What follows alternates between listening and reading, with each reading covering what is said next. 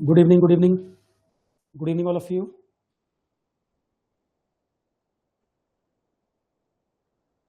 अभी कुछ लोग ज्वाइन कर रहे हैं क्लास।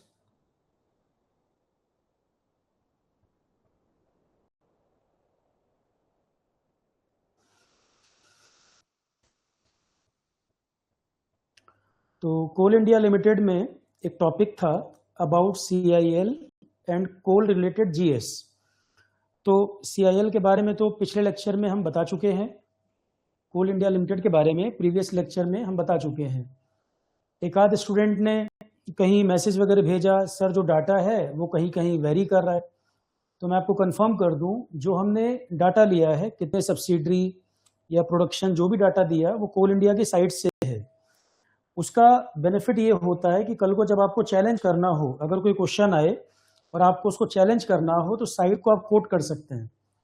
नहीं तो आप चैट GPT या बाकी जगह गूगल पे सर्च कर रहे हो, कुछ भी वैसे ही रैंडम चेक करोगे, वो नहीं माना जाएगा, ना उसको आप कोट कर सकते हो। तो कोल इंडिया वाले में जो डाटा हमने दिया हुआ है वो कोल इंडिया की साइट पर जो मौजूद है वो डाटा है, ताकि कल को चैलेंज करना हो तो आप उसको चैलेंज कर सकें। ठीक। दूसरी बात, जैसे कुछ लोग कह रहे थे सर आपने अपडेट नहीं किया है, कहीं कहीं कुछ और मिल रहा है। अरे कोई चीज अंडर कंस्ट्रक्शन है या अंडर प्रपोजल है वो नहीं माना जाएगा, जो कोल इंडिया की साइट पर दिया हुआ है उसी को हम लेकर चलेंगे। ठीक है। दूसरी बात, अब इसमें एक पोर्शन, एक तो कोल इंडिया लिमिटेड के बारे में था और दूसरा पार्ट था कोल रिलेटेड GS, कोल के बारे में जो इन्फॉर्मेशन है। तो कोल के बारे में मैंने बताया था, एनवायरमेंट में, ज्योग्राफी में इनमें पढ़ चुके हैं, पर कोल रिलेटेड GS जो है मैं अलग से भी फिर से एक बार कवर कर दे रहा हूं ताकि सारा आपको यहां पर मिल जाए। ये इंजीनियरिंग सर्विसेज में भी आता है, एनवायरमेंट के पॉइंट ऑफ व्यू से, PCS में भी आता है, सिविल सर्विसेज में भी आता है, और आज हम कुछ क्वेश्चन भी देख लेंगे इस पर। तो कोल रिलेटेड GS जो है वो इन सारे एग्जाम में कॉमन है, ESE हो, RRB हो, SSC हो, कोल वाले टॉपिक हैं, उन सारे एग्जाम में आते हैं। ठीक। तो आज वाली जो क्लास है उसका PDF आपके कोर्स में ऐड कर दिया है, और 2 ही पार्ट में ये सेक्शन कंप्लीट हो गया। पहली PDF थी और दूसरी PDF जो मैंने अभी कल दी है, दोनों मिलाकर ये सेक्शन पूरा हो गया। और आज जो हम क्लास करेंगे इसमें आपका कोल रिलेटेड GS और अबाउट CIL ये कंप्लीट हो जाएगा। इस पोर्शन के लिए, पर्टिकुलर इस टॉपिक के लिए और लेक्चर की नीड नहीं होगी। ठीक है, शुरू करें क्लास। एग्जाम के लिए मतलब मैंने पहले भी बोला है, पढ़ाई आप लोग करते जाइए, अननेसेसरी परेशान मत हो। डेट कब आएगी पता नहीं, लोगों को क्या इसमें मजा मिलता है। अब टेलीग्राम पे फर्जी खबरें चला देंगे कि मुझे पता लगा है 2 को एडमिट कार्ड आएगा, 9 को पेपर हो जाएगा। इसमें पता नहीं क्या एंजॉयमेंट हो रही है लोगों को। जिनकी तैयारी नहीं है ज्यादातर तो वही लोग ऐसा कर रहे होंगे। हर एग्जाम में यही है, पहले UPPSC यही हुआ, ये एग्जाम फरवरी में होने वाला है, कुछ भी उड़ा देते हैं डेट। और मैं बार बार आपसे कह रहा हूँ, पढ़ाई पर फोकस करिए, इन सब चीजों को मत देखो। अब अभी तक तो कुछ आया नहीं, अभी की डेट के अनुसार मैंने डे 1 पे बोला हुआ है, मिड अगस्त के पहले चांस नहीं है। डे 1 पे मैंने बोला हुआ है, मिड अगस्त के पहले ये एग्जाम नहीं होने वाला, आप अपनी पढ़ाई करते रहिए। ठीक है। और अब आज की डेट में अभी तक भी देखो पेपर का कुछ आया नहीं, तो अब आज की डेट के हिसाब से मैं कह सकता हूं अगस्त लास्ट में या मिड सितंबर, अगस्त लास्ट से मिड सितंबर के बीच, क्योंकि अभी तो कुछ आया नहीं है। अभी के हिसाब से मैं कह सकता हूं अगस्त लास्ट या मिड सितंबर के बीच में कोई डेट जाए तो जाए। ठीक है, शुरू करें टॉपिक। तो पिछली क्लास में कई सारी चीजें हमने समझ ली थी, अब हम बात करेंगे टाइप्स ऑफ कोल के बारे में। अब हम बात करेंगे टाइप्स ऑफ कोल। तो कोल वाला टॉपिक आज हमारा कंप्लीट हो जाएगा। इसके बाद करंट अफेयर जो हमने शुरू किया है, अभी करंट अफेयर जो अभी शुरू किया है, एक क्लास परसों हुई थी, अब नेक्स्ट क्लास होगी, अब करंट अफेयर क्लासेस चलेंगी लगातार। तो आज मैंने यूपी कोऑपरेटिव वाला टॉपिक था वो भी खत्म करा दिया, कोल वाला इस क्लास में खत्म हो जाएगा। अब करंट अफेयर क्लासेज आपकी रूटीन में चलेंगी, एक क्लास परसों हुई थी, अब फिर अगली क्लास कल या परसों में हम रखेंगे। तो करंट अफेयर भी जल्दी ही हम अपडेट कर देंगे। और करंट अफेयर वाला पोर्शन भी अप्रैल तक का तो कराया हुआ था, अप्रैल से जुलाई तक का चल रहा है। एक सेशन में कई सारे टॉपिक करा दिए थे, अब करंट अफेयर क्लासेस भी कुछ दिन में कंटिन्यू रहेगा। वो शुरू करें।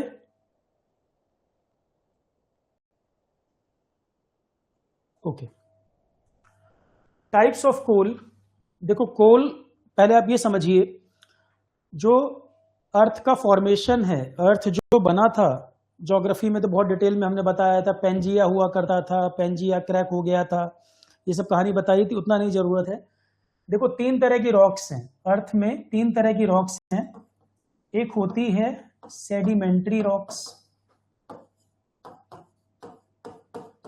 एक होती है इग्नियस रॉक। इग्नियस का हिंदी में मतलब होता है आग्नेय चट्टाने।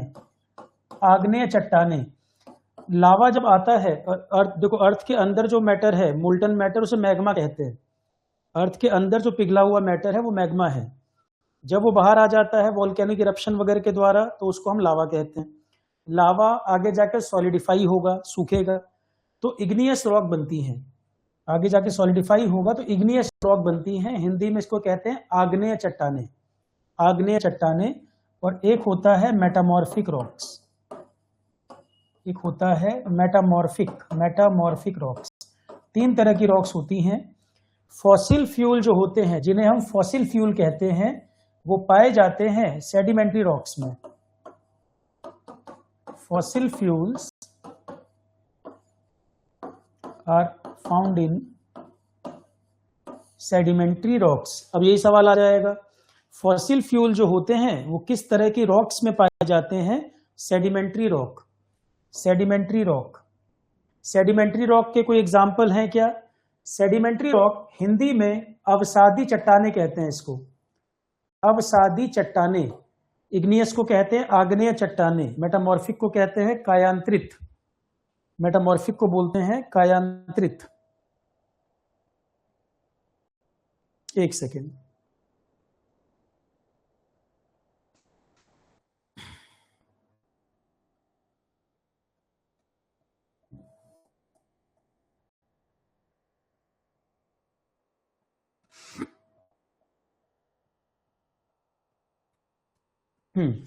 मेटामॉर्फिक को कहते हैं कायांतरित। तो अवसादी, आग्नेय और कायांतरित फॉसिल फ्यूल जो पाए जाते हैं अवसादी चट्टानों में पाए जाते हैं। सेडिमेंट्री रॉक के कोई एग्जाम्पल अगर आप लिखना चाहो तो सेडिमेंट्री रॉक के एग्जाम्पल होते हैं जैसे कि सैंडस्टोन, लाइमस्टोन, इसके अलावा शेल रॉक्स,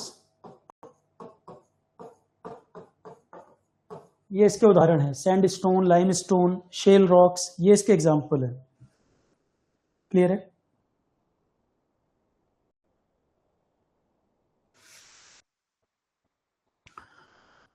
तो फॉसिल फ्यूल पाए जाते हैं सेडिमेंट्री रॉक्स में, और सेडिमेंट्री रॉक के एग्जाम्पल हैं सैंडस्टोन, लाइमस्टोन, शेल रॉक्स, ये उदाहरण है इसके। फॉसिल फ्यूल का मतलब क्या है? देखो हजारों साल, लाखों साल पहले इतने जो पेड़ पौधे रहे हैं अर्थ के ऊपर, पेड़ पौधे और कई प्रकार का वेजिटेशन जो रहा है, समय के साथ कई सारे डिजास्टर वगैरह हुए, ये सब मैटर ये खत्म भी हुआ, जमीन के नीचे दब गया, जमीन के नीचे दबा और अर्थ की फॉर्मेशन चलती रही है, लेयर बाय लेयर मिट्टी वगैरह भी ऐड होती गई। तो ये जो मैटर है, ये जो ऑर्गेनिक मैटर जमीन में दबा, तो जमीन में सब एक ही डेप्थ पर तो नहीं है, कोई ज्यादा डेप्थ में गया, कोई कम, कोई उससे ऊपर, तो अलग अलग अर्थ के और दुनिया में अलग अलग हिस्सों में ये हुआ। तो टेम्परेचर प्रेशर जो उस पर पड़ा अर्थ के नीचे, तो हाई टेम्परेचर प्रेशर पड़ने पर वो जो ऑर्गेनिक मैटर था, पेड़ पौधे, वेजिटेशन, ये सब जमीन के अंदर दबा और हजारों साल में धीरे धीरे ट्रांसफॉर्म होते होते होते वहां पर हमें क्या मिला? Fossil fuel. फॉसिल फ्यूल, तो वो जो पेड़ पौधे वगैरह थे उनके अंदर भी फोटोसिंथेसिस में क्या होता है? CO2 इंटेक करते हैं, वो ऑक्सीजन रिलीज करते हैं। फोटोसिंथेसिस में पेड़ पौधे कार्बन इंटेक करते हैं, ऑक्सीजन रिलीज करते हैं, तो वो कार्बन तो उनके अंदर स्टोर्ड कार्बन था, और जब वो जमीन में दब गए, हाई टेम्परेचर प्रेशर उन पे पड़ा, तो अब जब हम देखते हैं वहां पर क्या है, वहां हमें कोल मिल रहा है, पेट्रोलियम मिल रहा है, गैस मिल रही है। तो फॉसिल फ्यूल का मतलब केवल कोल नहीं होता, फॉसिल फ्यूल लिमिटेड है अर्थ में, हम इतना इस्तेमाल करते जा रहे हैं, ये अर्थ में लिमिटेड है, ये कोई अनलिमिटेड नहीं है। बने कैसे? हजारों लाखों साल में जो वेजिटेशन वगैरह अर्थ पर था वो खत्म हुआ, अर्थ के नीचे दबा, और हाई टेम्परेचर प्रेशर पड़ने पर वो हजारों साल में ट्रांसफॉर्म होता होता वहां हमें मिल गया कोल, पेट्रोलियम, नेचुरल गैस। तो फॉसिल फ्यूल के लिए हमारी चिंता क्या है? फॉसिल फ्यूल लिमिटेड है अर्थ के पास, जिस तेजी से हम थर्मल पावर प्लांट लगा रहे हैं, कोल का इस्तेमाल कर रहे हैं, सीमेंट इंडस्ट्री है, स्टील इंडस्ट्री है, या ऑयल गैस का यूज कर रहे हैं, फर्टिलाइजर बनाना है, तो जो भी हम फॉसिल फ्यूल का इस्तेमाल कर रहे हैं तेजी से डिप्लीट हो रहे हैं, ये रिसोर्सेज डिप्लीट हो रहे हैं, खत्म होते जा रहे हैं। तो ये हमारी चिंता का विषय है। इसीलिए हम लोग और energy sources, alternate energy sources की तरफ फोकस बढ़ा रहे हैं। Solar, wind, in fuel cell, green hydrogen, इनकी तरफ हम फोकस अपना बढ़ा रहे हैं। क्लियर है? यही पूरा एक टॉपिक है जो एनवायरमेंट में भी चर्चा हुई और यहाँ फिर से मैं रिपीट कर दे रहा हूँ। ये नोट करना है तो नोट कर लो, फिर हम आगे बढ़े इस पर। तो क्या समझ आ गया? ऑर्गेनिक मैटर जो अर्थ पर था, जो पेड़ पौधे वगैरह थे, वो जमीन में दब गए। हजारों साल में, लाखों साल में अर्थ का टेम्परेचर प्रेशर पड़ने पर नीचे फॉसिल फ्यूल फॉर्मेशन होता गया। वही हम माइंस वगैरह से एक्सट्रैक्ट कर रहे हैं, निकाल रहे हैं। ये नोट करना है, नोट कर लो, फिर हम आगे लिखें इसमें। अब इसमें भी हमारा फोकस रहेगा कोल के ऊपर। ठीक है, नोट करना है इसमें कुछ?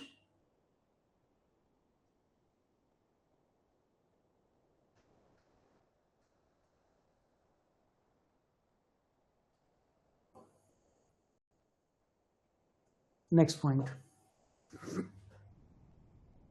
तो हम ये कहना चाह रहे हैं fossil fuels are formed due to dead organic matter decomposition like plants,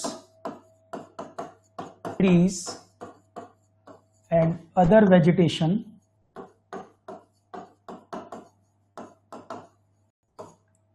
deep inside the earth,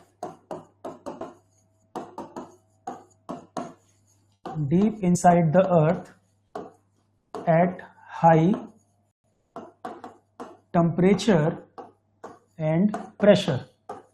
अब टेम्परेचर प्रेशर भी हर जगह एक जैसा तो रहा नहीं होगा, है ना। मॉइस्चर भी हर जगह एक जैसा नहीं होगा, और जो कोल फॉर्मेशन हुई है वो सब एक टाइम पर भी नहीं हुई। ये तो एक कंटिन्यूअस प्रोसेस है और वर्ल्ड के अलग अलग हिस्से में चलता रहा है। तो कोल की जो क्वालिटी भी होगी वो सब एक जैसी तो नहीं होगी। कोई ज़्यादा हार्ड होगा, कोई शाइनी होगा, किसी में मॉइस्चर कंटेंट ज़्यादा होगा, किसी में कम होगा, क्योंकि सब अर्थ के एक ही पार्ट में नहीं बने, सेम डेप्थ पर नहीं बने, सेम कंडीशंस में नहीं बने, टेम्परेचर प्रेशर हर जगह अलग अलग रहा होगा। दुनिया के अलग अलग हिस्सों में जो कोल पाया जाता है जरूरी नहीं कि सब सेम क्वालिटी का हो, किसी में ऐश कंटेंट ज़्यादा होगा, किसी में सल्फर कंटेंट ज़्यादा होगा। तो इसी हिसाब से कोल की क्वालिटी भी अलग अलग होती है। क्लियर है? ये लाइन लिखना है, लिखो, फिर मैं इसके बाद आगे समझाऊंगा। तो कोल की क्वालिटी भी अलग अलग होगी। अब कोल माइंस भी जो हैं, तो कोयले की जो खदानें भी हैं वो दो तरीके की हैं। कोल माइंस भी जो हैं वो दो तरह की हैं। इनको दो तरह से बांटा गया है। Coal mines are of two types. एक को नाम देते हैं गोंडवाना। गोंडवाना जो एंशिएंट है, जो ओल्ड है, अर्थ जो, जैसे इंडिया में भी हम कहें कि इंडिया में दो तरह की कोल माइन है। एक है गोंडवाना कोल माइन। गोंडवाना मतलब इंडिया का जो पुराना स्ट्रक्चर है। इंडिया में भी देखोगे ज्योग्राफी में, तो इंडिया का जो सेंट्रल इंडिया का पार्ट है, झारखंड है, छत्तीसगढ़ है, उड़ीसा है, ये सब लैंडमार्क पुरानी संरचना है। जबकि हिमालय जो है वो नया माउंटेन है। हिमालय नया बना हुआ माउंटेन है और वो अभी और हाइट बढ़ रही है। तो एक है गोंडवाना कोल माइन और एक है टर्शियरी कोल माइन। टर्शियरी वाली जो है, टर्शियरी वो समय है जब हिमालय बना था। टर्शियरी टाइम पीरियड ज्योग्राफी का वो समय है जब हिमालय का फॉर्मेशन हुआ था। तो ये नया है, न्यू कोल माइंस हैं, ये नई हैं। तो नई है तो इसमें कोयले की क्वालिटी जो होगी, मॉइस्चर वगैरह ज़्यादा होगा, है ना। कार्बन कंटेंट रिलेटिवली कम होगा। ये बाद में तैयार हुआ है, ये ओल्ड है। तो पुरानी जो कोल माइंस हैं, जैसे आपको समझ आ रहा होगा, झारखंड है, छत्तीसगढ़ है, उड़ीसा है, इधर की जो कोल माइंस हैं ये सब गोंडवाना हिस्सा है। और जो आपका नई कोल माइंस है, जैसे नॉर्थ ईस्ट का एरिया है या जम्मू कश्मीर में एंथ्रासाइट कहीं कहीं कोयला है, तो एंथ्रासाइट तो खैर अलग कंडीशन में फॉर्म होता है, पर नई कोल माइन जैसे नॉर्थ ईस्ट का क्षेत्र, आप एग्जांपल समझो, मेघालय, असम, ये सब जो कोल माइन है, ये न्यू कोल माइंस में टर्शरी कोल माइन बोलते हैं इनको। तो सेंट्रल इंडिया का जो कोल है, छत्तीसगढ़, एमपी या झारखंड, उड़ीसा, ये जो कोल माइंस हैं ये गोंडवाना कोल माइंस हैं। और नई वाली जो है नॉर्थ ईस्ट का जो एरिया है वो आपका टर्शरी न्यू कोल माइंस, ये ओल्ड है ये नई है। तो कोल माइंस को इस बेसिस पे दो तरह से बांटा गया, कोल माइंस को इस बेसिस पे दो तरह से बांटा गया है। अब गोंडवाना कोल जो है, गोंडवाना कोल में भी इसके टाइप्स बने हुए हैं, anthracite, bituminous, sub bituminous, lignite पीट, ऐसे टाइप्स बने हुए हैं।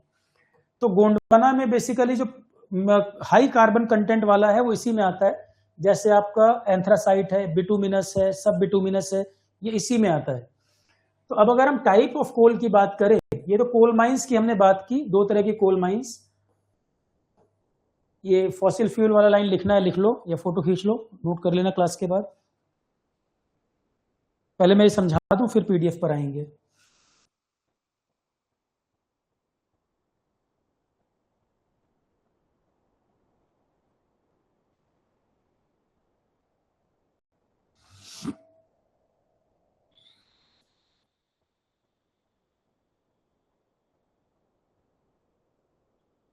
आगे बढ़े, next point,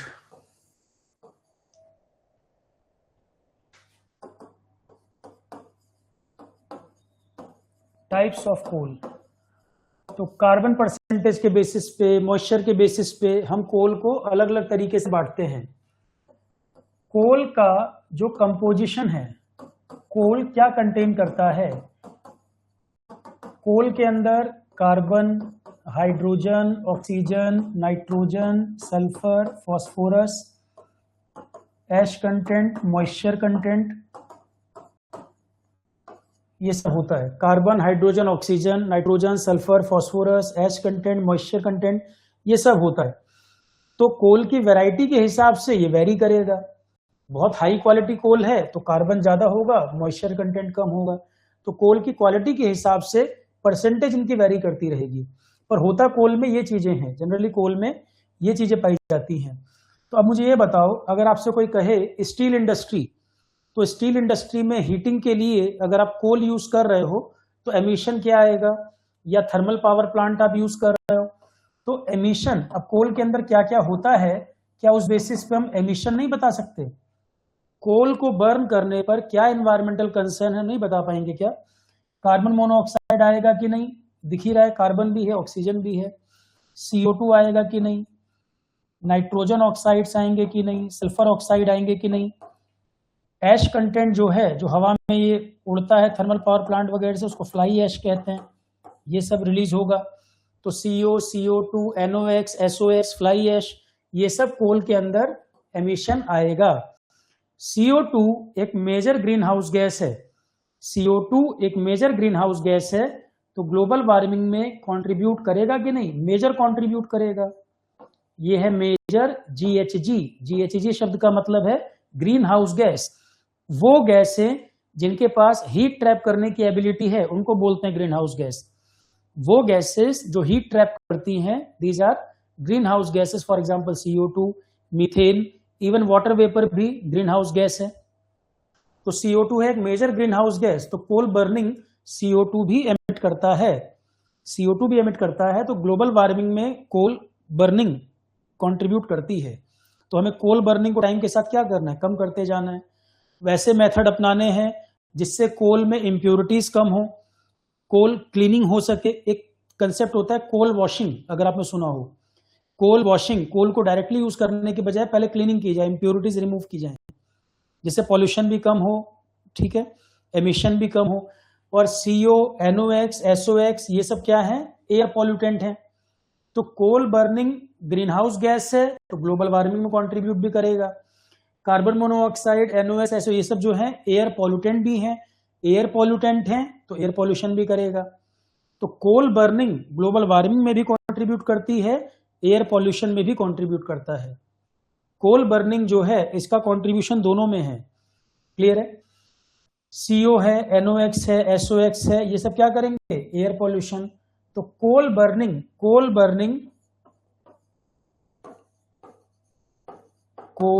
burning causes global warming as well as air pollution, दोनों में ही रोल प्ले करेगा।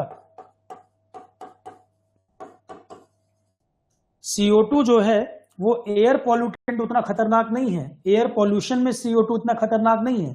अब आप रूम बंद करके बैठे हो और जो सांस आप ले रहे हो, जो आप एयर रिलीज कर रहे हो, वो CO2 है, तो वो कोई मेजर एयर पॉल्यूटेंट तो नहीं है, पर वो ग्लोबल वार्मिंग कंट्रीब्यूट कराता है क्योंकि वो हीट ट्रैप करता है। तो CO2 हीट ट्रैपिंग में रोल प्ले करता है, तो ग्लोबल वार्मिंग में उसका योगदान है। पर CO, SOx ये सब जो है ये एयर पॉल्यूटेंट हैं।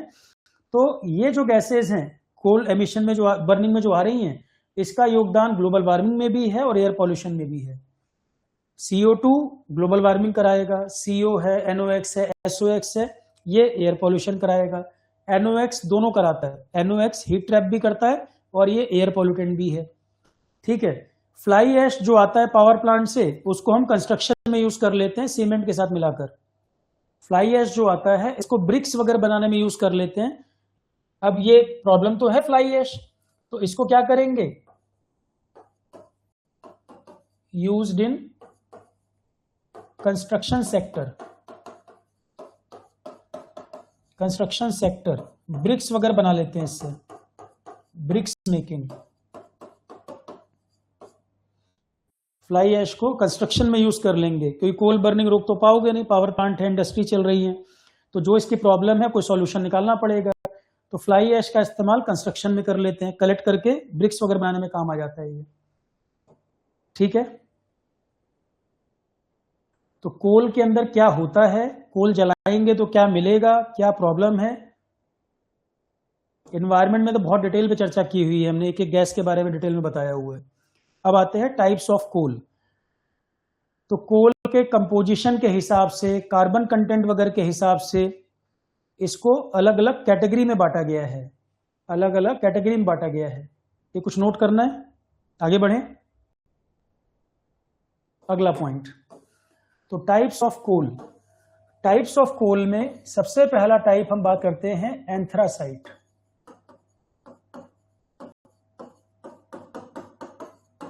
टाइप में बात करें, सबसे पहला टाइप है एंथ्रासाइट। ये होता है best quality coal, best quality coal. Carbon percentage आप मानकर चलें 95% से ज्यादा कार्बन कंटेंट, कार्बन कंटेंट इसका 95% से ज्यादा। तो एंथ्रासाइट जमीन में काफी गहराई में बना, बहुत हाई टेम्परेचर हाई प्रेशर पे बना है, ये बहुत हाई टेम्परेचर हाई प्रेशर पे बना हुआ है एंथ्रासाइट। तो ये बेस्ट क्वालिटी कोल है। ये शाइनी होता है, चमकदार होता है, शाइनी होता है, चमकदार होता है, वेरी हार्ड, बहुत हार्ड कोयला होता है। तो इसमें चमक भी होती है, बहुत हार्ड होता है। परसेंटेज वाइज दुनिया में बहुत कम है, पूरी दुनिया में जितना कोयला है उसका 1% से कम है, less than 1% of world total coal reserve.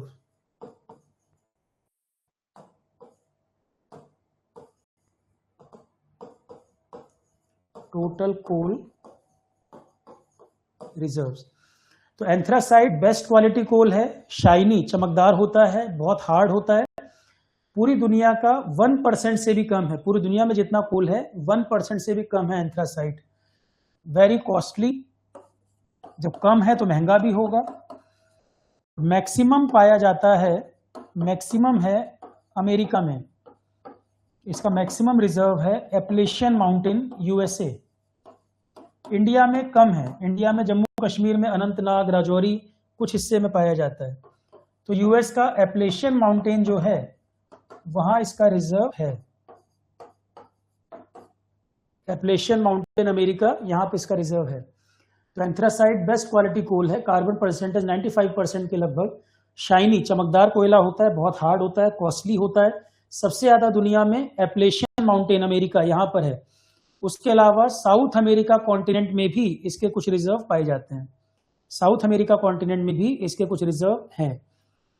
India में इंडियन रिजर्व की बात करें, इंडियन रिजर्व में जम्मू एंड कश्मीर, अनंतनाग, राजौरी, इन सब एरिया में है ये, पर थोड़ा है, इंडिया के पास ज्यादा रिजर्व नहीं है इसके। क्लियर है? और बर्न करने पर ये क्लीन फ्यूल की तरह जलता है, ब्लू फ्लेम देता है। ब्लू फ्लेम इंडिकेट करता है कि ये क्लीन है, कोई ये हार्मफुल गैसेस वगैरह रिलीज नहीं करता। तो on burning it produce blue flame, on burning it produces blue flame. Blue flame मतलब है बहुत मिनिमम पॉल्यूशन। तो अमेरिका में घरों वगैरह की हीटिंग में इस्तेमाल कर लेते हैं। सर्दियों में जो घरों को गर्म रखने के लिए आग जलाई जाती है, उसमें हाउस हीटिंग में यूज कर लेते हैं। कीप्स हाउसेस वार्म, घरों को गर्म रखने के लिए इसका इस्तेमाल कर लेते हैं अमेरिका वगैरह में। क्लियर है? तो बेस्ट क्वालिटी कोल होता है anthracite, best quality coal anthracite.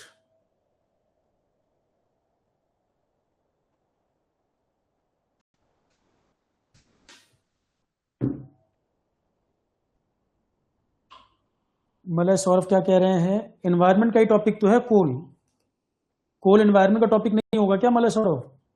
आप ही बताओ।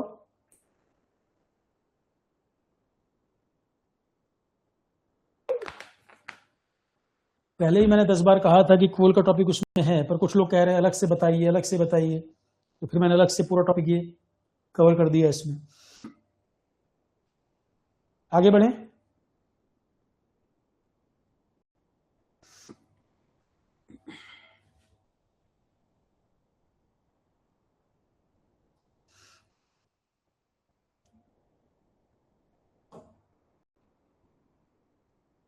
हो गया ये?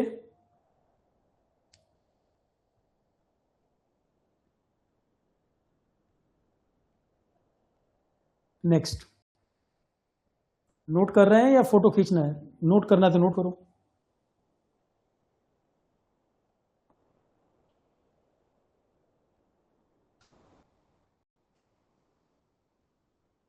नेक्स्ट पॉइंट,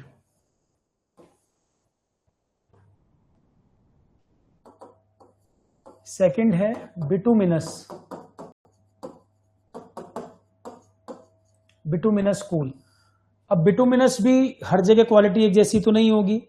बिटुमिनस में कार्बन परसेंटेज जो है, अब ये अलग अलग सोर्स में आपको अलग अलग दिया होगा, पर मेनली जो हम यूज करते हैं, आप इसको मान के चलो 70-80% तक, 70-80% तक, मैं 80-85 तक मान के चल रहा हूं।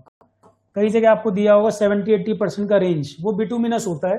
फिर बिटुमिनस में भी एक और कैटेगरी होती है सब बिटुमिनस।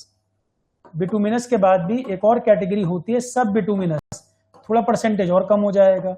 तो बिटुमिनस की जो रेंज लिखी होती है उसमें बिटुमिनस, सब बिटुमिनस दो तरह के हैं, एक है बिटुमिनस, एक है सब बिटुमिनस।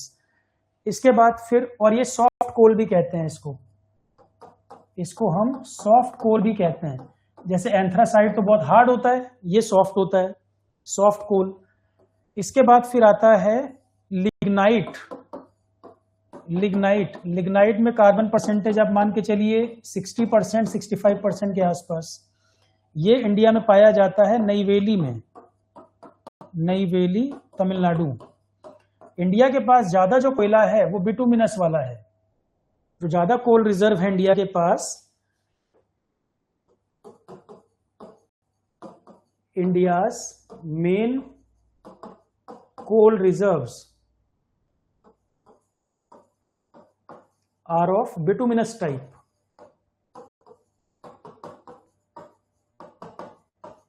bituminous type। तो इंडिया के पास जो कोल रिजर्व है वो ज्यादा कौन सा है? Bituminous type. तो देखो, टाइप ऑफ कोल की जब बात करें तो आप कोल टाइप में यही बताइए, एंथ्रासाइट सबसे बेहतर, उसके बाद बिटुमिनस, फिर बिटुमिनस में एक और कैटेगरी होती है सब बिटुमिनस, फिर आता है लिग्नाइट। लिग्नाइट इंडिया में नईवेली तमिलनाडु में है, नईवेली तमिलनाडु में। बहुत थोड़ा, ये गुजरात राजस्थान के पास भी बहुत थोड़ा माइन है। लिग्नाइट का रिजर्व राजस्थान गुजरात के पास बहुत कम, मेन ये तमिलनाडु में है। और चौथा, जो बुक्स वगैरह में आप पढ़ते हो उसको हालांकि कोल कहना भी ठीक नहीं है। कोल जब कच्ची फॉर्म में होता है, जब वो बन रहा होता है, जब वो कोल फॉर्मेशन हो रही होती है, उसको पीट कहते हैं।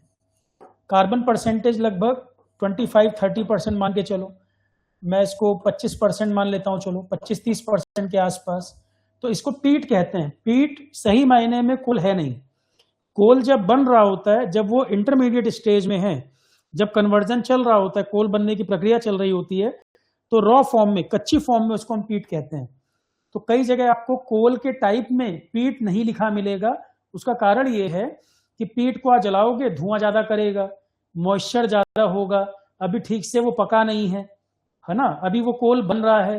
तो जब वो कच्ची फॉर्म में है, रॉ फॉर्म में है, मॉइस्चर कंटेंट ज्यादा है, जलाने में धुआं ज्यादा देगा, पॉल्यूशन ज्यादा करेगा, उसको पीट कह रहे हैं। तो कई जगह कोल टाइप में पीट को लिखा नहीं जाता, यही कारण है कि वो पूरी तरह से कोल है भी कि नहीं, भी कोल बन रहा है वो। तो कोल के टाइप अगर कहे जाएं तो मेनली 3 टाइप, और अगर सब कैटेगरी मिलाओगे तो 4, एंथ्रासाइट, बिटुमिनस, सब बिटुमिनस, अगर बिटुमिनस वाले 2 मानोगे तो पहला एंथ्रासाइट, दूसरा बिटुमिनस, तीसरा सब बिटुमिनस, और उसके बाद आता है लिग्नाइट। पीट को कहीं कहीं कोल नहीं भी मानते, कुछ कुछ किताबों में लिख देते हैं, ठीक है, रीजन मैंने आपको बताया। इंडिया में जो कोल टाइप है, इंडिया के पास एंथ्रासाइट तो ज्यादा है नहीं। जम्मू कश्मीर एक स्टेट है जहां थोड़ा बहुत एंथ्रासाइट रिजर्व है हमारे पास। ज्यादा एंथ्रासाइट अमेरिका के पास है, नॉर्थ अमेरिका में भी है, साउथ अमेरिका में भी है।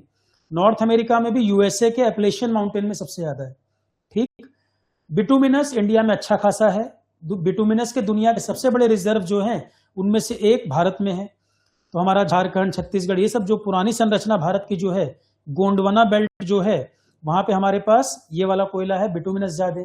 लिग्नाइट इंडिया में बहुत नहीं, नईवेली, थोड़ा बहुत राजस्थान गुजरात। बाकी पीट तो कई जगह जहां कोल रॉ फॉर्म में बन रहा है अभी, उसको पीट कह देते हैं। ये टाइप्स हो गए। अब आते हैं पीडीएफ में हमने क्या लिखा और कोयला की खदानें हमारे यहाँ कहाँ कहाँ है, ठीक है। अब पूरी कथा आपको समझ आ गई। अब इसमें आसान पड़ेगा समझने। देखो इधर, कोल और उसके टाइप्स। कोल जिस तरह से हमारी इंडस्ट्री की जरूरतों को, पावर जनरेशन की जरूरतों को पूरा करता है, इसकी यूटिलिटी, यूज को देखते हुए इसे हम कहते हैं ब्लैक गोल्ड। कोल को हम कहते हैं ब्लैक गोल्ड। ये पाया जाता है सेडिमेंट्री रॉक्स में। सेडिमेंट्री रॉक कौन कौन से example, sandstone, limestone, shale rock, वो हमने बताया।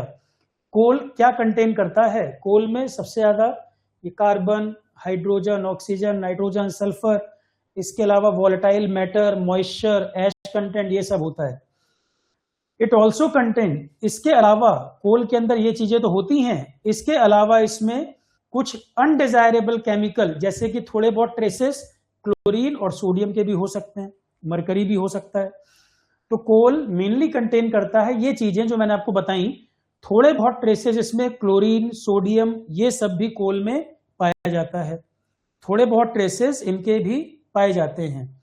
अमाउंट ऑफ ऑक्सीजन कितना होगा, नाइट्रोजन कितना होगा, मॉइस्चर कितना होगा, जैसे जैसे कोल तपता जाता है, जैसे जैसे कोल पकता जाता है, समय बीतता जाता है, तो ऑक्सीजन, नाइट्रोजन और मॉइस्चर कंटेंट उसमें कम होने लगता है और कार्बन कंटेंट उसमें बढ़ने लगता है। तो जितना पुराना कोयला होगा, जितना टेम्परेचर प्रेशर पे पका होगा, तपा होगा, उतना उसमें ऑक्सीजन, नाइट्रोजन, मॉइस्चर कंटेंट घटने लगेगा और कार्बन कंटेंट उसमें बढ़ने लगेगा। इसका मतलब एंथ्रासाइट, उसमें कार्बन कंटेंट सबसे ज्यादा होता है, डेप्थ में पाया जाता है, सबसे ज्यादा तपा हुआ, पका हुआ कोयला है, हाई टेम्परेचर प्रेशर पे तैयार हुआ है, ठीक। तो कार्बन कंटेंट इसका बढ़ता जाता है जैसे जैसे पीट है। अब पीट जैसे जैसे तपता जाएगा, पकता जाएगा, वो क्या होगा, कोल क्वालिटी इंप्रूव होती जाएगी, उसमें कार्बन बढ़ता जाएगा, कुछ कुछ चीजें मॉइस्चर वगैरह उसमें घटता जाएगा। तो क्वालिटी, अगला point, the quantity of carbon does not increase, only its proportion increase due to the loss of other elements. तो कार्बन की क्वांटिटी नहीं बढ़ जा रही है, कार्बन तो जो उसमें है वो है, बाकी चीजें इसके अंदर कम होती जा रही हैं, कोल की प्योरिटी बढ़ती जा रही है।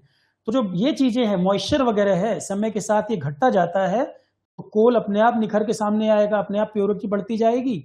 तो कार्बन कंटेंट तो जो है वो है, कार्बन कंटेंट नहीं अफेक्ट हो रहा, वो जो है, पर ये बाकी चीजें उसके अंदर कम होने लग रही हैं। ऑक्सीजन, नाइट्रोजन, मॉइस्चर, ये सब परसेंटेज कम होने लग रही है। ठीक है। Capacity of coal to give energy depend करता है कार्बन कंटेंट कितना है। कोल कितनी एनर्जी प्रोड्यूस करेगा डिपेंड करेगा कार्बन कंटेंट कितना है। जितना पुराना कोयला होगा उतना कार्बन कंटेंट उसमें बेटर होगा। कार्बन की परसेंटेज कोयले में डिपेंड करती है कितने ड्यूरेशन में वो तैयार हुआ है, कितने टेम्परेचर प्रेशर पे जमीन में कहां पर वो बना है, फॉर्मेशन किस तरह से हुई है। तो जितना टेम्परेचर प्रेशर पे वो तपा होगा, पक्का होगा, उतना कार्बन कंटेंट उसमें बेटर होगा, उतना अच्छा वो कोल होगा। ये तो मैंने समझाई सारी बातें, अभी लिख भी दिया। कोल का फॉर्मेशन अभी बताया मैंने। कोल फॉसिल फ्यूल है। एंशियंट टाइम में ट्रीज, प्लांट्स, वेजिटेशन जो मिलियंस ऑफ ईयर्स एगो जो खत्म हो गए, डेड हो गए डिजास्टर्स वगैरह में, जमीन के नीचे दब गए, टेम्परेचर प्रेशर पड़ा, हजारों साल में टेम्परेचर प्रेशर पड़ा और धीरे धीरे वो कोल में, फॉसिल फ्यूल में कन्वर्ट होते गए।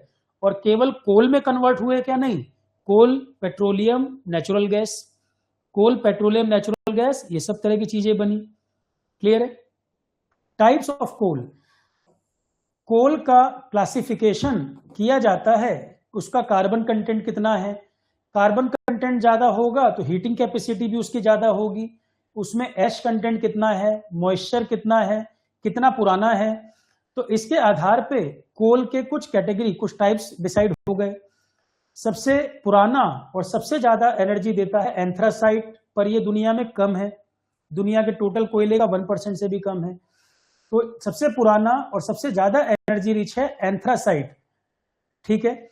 और सबसे नया, अगर पीट को आप कोल का टाइप मानोगे तो पीट है, अगर पीट को आप कोल टाइप नहीं मान रहे तो फिर लिग्नाइट को मानो। अगर आप पीट को भी कोल टाइप मान रहे हो तो सबसे नया तो पीट है, अभी जो बन रहा है कोयला। और अगर पीट को कोल नहीं मान रहे तो पीट को हटा के फिर आप लिग्नाइट को मानो। अब ये जो लिग्नाइट है, ये आज लिग्नाइट है, और समय दोगे और तपेगा, सब बिटुमिनस बनेगा, और समय मिलेगा तो बिटुमिनस, और आगे एंथ्रासाइट। तो जितना ज्यादा पुराना होता जाएगा वो कैटेगरी क्या होगी, बेटर होती जाएगी। क्लियर है। पर आज ही निकाल के यूज कर लोगे तब थोड़ी। तो in the process of transformation, जिसको हम कोलिफिकेशन कहते हैं, in the process of transformation जिसे हम कोलिफिकेशन कहते हैं, पीट आगे जाके लिग्नाइट बनता है, लिग्नाइट आगे जाके सब बिटुमिनस बनता है, सब बिटुमिनस आगे जाके बिटुमिनस बनता है, और बिटुमिनस आगे जाके एंथ्रासाइट बन सकता है जमीन के अंदर रहते हुए। उसको बनने का समय दिया जाए, पर ये बहुत लंबे लंबे टाइम के प्रोसेस हैं। ये प्रक्रिया 5 साल 10 साल की नहीं है, ये बहुत लंबा टाइम लगता है ट्रांसफॉर्मेशन में। अर्थ कोई आज नहीं बनी है, तो बहुत लंबे टाइम का प्रोसेस लगता है इनके फॉर्मेशन में। तो ये जो ट्रांसफॉर्मेशन होता है एक स्टेट से दूसरी स्टेट में, कार्बन परसेंटेज उसमें, कार्बन परसेंटेज ज्यादा होना, मॉइस्चर वगैरह कम होना, ये कोलिफिकेशन बोलते हैं इसको। इसे हम कहते हैं कोलिफिकेशन। तो मॉइस्चर वगैरह कम होता जाता है तो कोयला अपने आप ही प्योर होता जाता है। मॉइस्चर वगैरह समय के साथ कम होता जाएगा तो कोल अपने आप ही क्या होगा, प्योर फॉर्म बचेगी, प्योर होगा, कार्बन कंटेंट ज्यादा होगा। क्लियर है। अब अलग अलग कोल के बारे में यहां पे हमने वहां समझाया है या लिख भी दिया। एंथ्रासाइट जो होता है 95% से ज्यादा कार्बन अब दुनिया के जो जो हिस्सों में मिलता है, तो 80 से 95 तक भी मान लेते हैं, रेंज के हिसाब से 80 से 95 भी मान लेते हैं। कोई एक नंबर तो नहीं कह सकते, एक रेंज दे दिया। 80 वाले को भी कहीं कहीं एंथ्रासाइट ही माना जाता है, बाकी प्रॉपर्टीज को देखते हुए, हार्ड है कि नहीं, शाइनी है कि नहीं, क्लीन बर्निंग होती है कि नहीं, पॉल्यूशन तो नहीं देता ज्यादा। ये बेस्ट क्वालिटी कोल है, बेस्ट क्वालिटी कोल है, पर दुनिया में है कम। वॉलेटाइल मैटर इसमें कम होता है तो पॉल्यूशन भी कम देगा। Very little volatile matter, moisture इसमें बहुत कम, धीरे धीरे जलता है और देर तक जलता है। इस इग्नाइट स्लोली, क्योंकि बहुत हार्ड है, बहुत हार्ड है, धीरे धीरे जलेगा, देर तक जलेगा। इसीलिए ठंडे इलाकों में घरों को गर्म रखने के लिए इसका इस्तेमाल करते हैं, क्योंकि जलने पे पॉल्यूशन भी नहीं दे रहा, धीरे धीरे जलेगा, देर तक जलेगा, पॉल्यूशन भी नहीं दे रहा। तो घरों को गर्म रखने के लिए ठंडे इलाकों में इस्तेमाल करते हैं। इग्नाइट स्लोली, हीट का लॉस कम होता है, हाईली एफिशिएंट होता है, धीरे धीरे जलता है, देर तक जलता है और ब्लू फ्लेम देता है। ब्लू फ्लेम का मतलब ही क्लीन कोल, ब्लू फ्लेम का मतलब है क्लीन कोयला है। इंडिया में ये जम्मू कश्मीर में पाया जाता है, लद्दाख में तो बहुत कम इसके एविडेंस हैं, लद्दाख में बहुत कम, जम्मू कश्मीर मेनली। इंडिया में ये जम्मू कश्मीर मेनली, इंडिया में जम्मू कश्मीर वाला जो एरिया, ये आप देखें जम्मू कश्मीर, जम्मू कश्मीर में भी आप अनंतनाग, राजौरी, ये एरिया है, अनंतनाग, राजौरी। लद्दाख में जस्कर वगैरह बेल्ट की बात हो रही है, पर जस्कर वगैरह एक्चुअल में पहले एक ही स्टेट था ना जम्मू कश्मीर, तो स्टेट डिवाइड हो गया। तो अब ज्योग्राफी में भी जो डाटा है वो कहीं कहीं आपको दो जगह पढ़ना पड़ता है, दो यूटी के तौर पे पढ़ना पड़ता है। क्लियर है? तो जम्मू कश्मीर में अनंतनाग, राजौरी, ये सब एरिया है मेन जहां पे एंथ्रासाइट के रिजर्व है। लद्दाख में बहुत कम। अमेरिका में सबसे ज्यादा एप्लेशियन माउंटेन, इसका इस्तेमाल कुछ कुछ इंडस्ट्री में और डोमेस्टिक हीटिंग के लिए किया जाता है। दूसरा है बिटुमिनस, 70-80% कार्बन, कहीं कहीं 85% तक भी बिटुमिनस कह देते हैं। ये सॉफ्ट कोल है, इंजीनियरिंग सर्विसेज में आया था क्वेश्चन, सॉफ्ट कोल क्या होता है? तो एंथ्रासाइट तो बहुत हार्ड है, मैंने हमेशा बताया है, एंथ्रासाइट हो नहीं सकता। क्या लिखोगे? सॉफ्ट कोल, बिटुमिनस। ये अवेलेबल भी ज्यादा है और ज्यादातर जो कोयला इस्तेमाल होता है वो बिटुमिनस होता है। इसका नाम लिक्विड बिटुमिन के नाम पर रखा गया है। सॉफ्ट कोल है ना, तो लिक्विड बिटुमिन के नाम पे बिटुमिनस कोल कह देते हैं इसको। इसमें मॉइस्चर और वॉलेटाइल कंटेंट जो है 15 से 40% के आसपास है, डेंस होता है, कॉम्पैक्ट होता है और जनरली ब्लैक कलर होता है। कैलोरीफिक वैल्यू हाई है कार्बन कंटेंट की वजह से और मॉइस्चर कम है। कोक और गैस प्रोडक्शन में भी इस्तेमाल करते हैं इसको, कोक और गैस प्रोडक्शन में भी इसको इस्तेमाल कर लिया जाता है। पावर जनरेशन में भी यूज होता है, स्टील इंडस्ट्री में भी यूज होता है।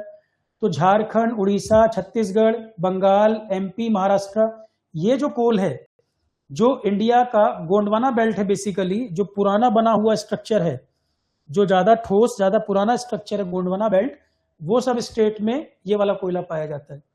लिग्नाइट में कार्बन परसेंटेज 60-65 तक मान लो। ये ब्राउन कोल है, सॉफ्ट ये भी होता है पर ये ब्राउन कोल है, तो क्वालिटी थोड़ी और डाउन हो गई।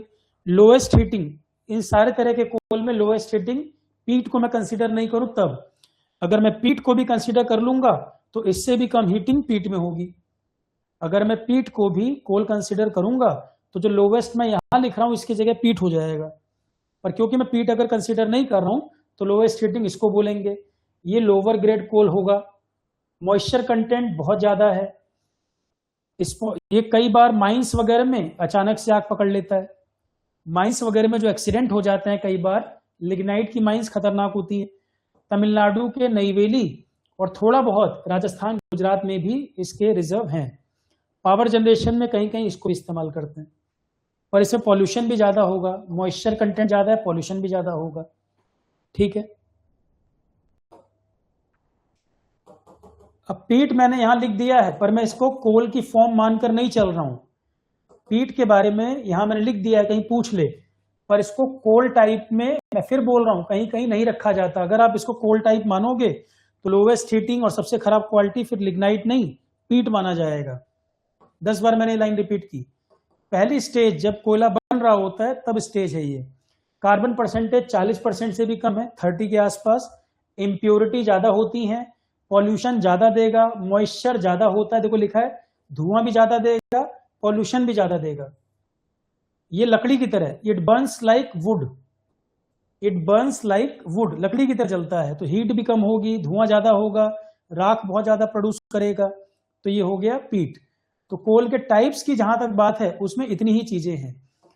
अब एक टेक्नोलॉजी मैं आपको बता रहा हूं, कई प्रकार की टेक्नोलॉजी, कोल को थर्मल पावर प्लांट की जगह और भी कई तरह से इस्तेमाल किया जा सकता है। मलय ने क्या लिखा है, 2-3 एग्जाम पे फोकस किए हैं। क्लास के बाद ये डाउट पूछ लीजिएगा मलय जो भी है। अब समझो पहले कोल गैसिफिकेशन। अभी जो ये मिडल ईस्ट एरिया में कन्फ्लिक्ट चल रहा है, अमेरिका ईरान कन्फ्लिक्ट की वजह से और देश भी प्रभाव में आ गए, जैसे कि कतर की स्थिति खराब हो गई, यूएई की स्थिति खराब हो गई, कुवैत की स्थिति खराब, ये सारे देश तो युद्ध की चपेट में आ गए। अभी और देखो वॉर एस्केलेट होता जा रहा है ना। Qatar, UAE, Kuwait, Saudi Arabia सब लपेटे में आ गए। तो इंडिया जो ऑयल और गैस यहां से लेता था, और सिर्फ ऑयल गैस नहीं, फर्टिलाइजर भी हम मंगाते थे। तो हमारा ये बताओ, पेट्रोलियम का जो इंपोर्ट है, पेट्रोलियम का इंपोर्ट है, गैस इंपोर्ट है, फर्टिलाइजर इंपोर्ट है, ये सब प्रभावित हो गया, ये सब प्रभावित हो गया। तो अब इन चीजों के लिए हम डिपेंडेंट हैं, गल्फ एरिया पे हम डिपेंडेंट हैं। Persian gulf, state of Hormuz, ये सारा जो एरिया है, बहुत सारा व्यापार हमारा यहाँ से होता है, कई चीजें हम लोग वहां से लेते हैं। तो पेट्रोलियम, गैस, फर्टिलाइजर, ये सब हमें यहाँ से मिल रहा है। तो अब ये तो भाई हैम्पर हो गई, सप्लाई इफेक्ट हो गई, फर्टिलाइजर वगैरह जितने चाहिए पूरे मिल नहीं पा रहे। और कई सारे फर्टिलाइजर के प्लांट हमारे वो गैस से चलते हैं, गैस भी आना मुश्किल हो गई है। 30-32 लगभग हमारे प्लांट ऐसे हैं जो गैस पे चलते हैं, फर्टिलाइजर प्लांट।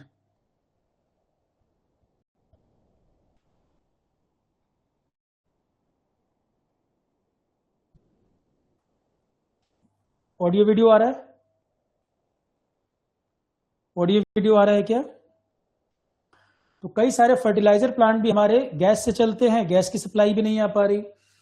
तो कोल गैसिफिकेशन एक कंसेप्ट है, कोल गैसिफिकेशन के द्वारा हम अपने फर्टिलाइजर प्लांट वगैरह को चला सकते हैं। जो हमारी जरूरतें हैं, कोल गैसिफिकेशन के द्वारा कुछ कुछ चीजें हम प्रोड्यूस कर सकते हैं। और कोल गैसिफिकेशन आज की टेक्नोलॉजी नहीं है, ये काफी पुरानी टेक्नोलॉजी है, काफी पुरानी टेक्नोलॉजी है। पर जितने बड़े स्केल पे हमें यूज करना चाहिए था, उतने बड़े स्केल पे हमने यूज किया नहीं। अब सरकार पॉलिसी वगैरह बना रही है, इस टेक्नोलॉजी को अडॉप्ट करने की बात करें, कोल गैसिफिकेशन को बढ़ाया जाए, है ना। कई सारी इंडस्ट्री फैक्ट्री को अलाउ कर दिया कि कोल गैसिफिकेशन पे शिफ्ट करो, इसके इस्तेमाल को बढ़ावा दो, क्योंकि हमें जो एनर्जी नीड पूरी करनी है, जो चीजें हमें चाहिए, कोल गैसिफिकेशन टेक्नोलॉजी को बढ़ावा मिलना जरूरी है। यूपीएससी में क्वेश्चन आने के बहुत चांस है इस बार। कोल गैसिफिकेशन यूपीएससी एग्जाम्स में इंपॉर्टेंट क्वेश्चन है, क्योंकि इस समय इंडिया की जरूरतों को पूरा करने के लिए जरूरी काम है कोल गैसिफिकेशन पे शिफ्ट करना, कोल गैसिफिकेशन को बढ़ाना। क्योंकि जो इंपोर्ट आ रहा है, इंपोर्ट अफेक्ट हो चुका है और लंबे समय तक अभी अफेक्ट भी रहेगा। ये जिन जिन जगहों पर अटैक हुए, जो जो रिफाइनरी, जैसे रस लफान रिफाइनरी अटैक हो गया, तो जो सप्लाई हमारी हैम्पर हो चुकी है, अफेक्ट हो चुकी है। अब हम पढ़ते हैं कोल गैसिफिकेशन होता क्या है। ठीक, कोल गैसिफिकेशन पहले हम कंसेप्ट समझ लें, फिर डायग्राम को देखें। कोल गैसिफिकेशन एक थर्मोकेमिकल प्रोसेस है, थर्मोकेमिकल। कोल गैसिफिकेशन एक थर्मोकेमिकल प्रोसेस है जो कन्वर्ट करता है कोल को into syn gas. Syn gas, syn gas क्या? Synthetic gas. कोल गैसिफिकेशन एक थर्मोकेमिकल प्रक्रिया होती है जो कोल को सिंथेटिक गैस में बदलती है। शॉर्ट में उसको हम सिन गैस कहते हैं। सिन गैस के अंदर क्या होता है? कार्बन मोनोऑक्साइड होती है, हाइड्रोजन होता है, CO2 होता है, मीथेन होता है और वाटर वेपर होता है। सिन गैस के अंदर CO, hydrogen, CO2, methane, water vapour, syn gas, ये चीजें कंटेन करती है। तो ये चीजों की मदद से हम एनर्जी जरूरत पूरी कर पाएंगे, फर्टिलाइजर प्लांट वगैरह को चला पाएंगे। कोल, इसमें कोल गैसिफिकेशन में क्या होता है? कोल को रिएक्ट कराया जाता है बहुत हाई टेम्परेचर पे, 1000 से 1400 डिग्री सेल्सियस पर कोल को रिएक्ट कराया जाता है। किसके साथ? ऑक्सीजन और स्टीम। कोल को हाई टेम्परेचर पे रिएक्ट कराया जाता है कंट्रोल्ड अमाउंट ऑफ ऑक्सीजन और स्टीम के साथ, और इस प्रक्रिया में बनती है सिन गैस। कोल को हाई टेम्परेचर पे रिएक्ट कराया जाता है कंट्रोल्ड अमाउंट ऑफ ऑक्सीजन और स्टीम, और इसमें बनेगी सिन गैस। देखें, ये कोल इनपुट लिया हमने यहां से, ये कार्बन फीड स्टॉक, तो ये कोल गैसिफिकेशन प्लांट है। हमने ये कार्बन फीड स्टॉक लिया, कोल लिया, उसको milling and mixing with water, मतलब इसको पाउडर फॉर्म में आपने कन्वर्ट किया और पानी के साथ मिलाया। कोल आपने लिया, उसको पाउडर फॉर्म में पानी के साथ मिलाया, यहां से आपने ऑक्सीजन दिया, तो यहाँ पे है कोयला पाउडर फॉर्म में पानी मिलाया और यहां से आपने ऑक्सीजन दिया। ये आपका गैसीफायर है, हाई टेम्परेचर 1000 से 1400 डिग्री सेल्सियस पे यहां पर आप इसको हीट अप कर रहे हो। अब इसके बाद कुछ वेस्ट प्रोड्यूस होगा, पानी प्रोड्यूस होगा, इसको बॉयलर स्लैग कहते हैं। फिर यहाँ पे अगले स्टेप में मरकरी रिमूवल आपने कर दिया, हाइड्रोजन सल्फाइड सल्फर रिमूवल कर दिया, कुछ कुछ चीजें आप हटाते गए और इम्प्योरिटीज हटाते हटाते फाइनली आपको मिलेगी क्लीन्ड सिन गैस। फाइनली आपको मिलेगी क्लीन्ड सिन गैस, जिसमें आप हाइड्रोजन, कार्बन मोनोऑक्साइड, ये सब चीजों को यूज करके methanol, methyl acetate, acetic acid, methyl anhydride, chemical plants वगैरह में आप चीजों को यूज कर लेंगे। और जो गैस है उसका इस्तेमाल आप फर्टिलाइजर बनाने में, इथेनॉल बनाने में भी कर लोगे। तो आप सिंपल क्या किया, आपने कोल पाउडर फॉर्म में करके पानी के साथ मिलाया, ऑक्सीजन दिया, हाई टेम्परेचर पे इसको हीटअप किया, जो नहीं चाहिए इम्प्योरिटीज को रिमूव करते गए।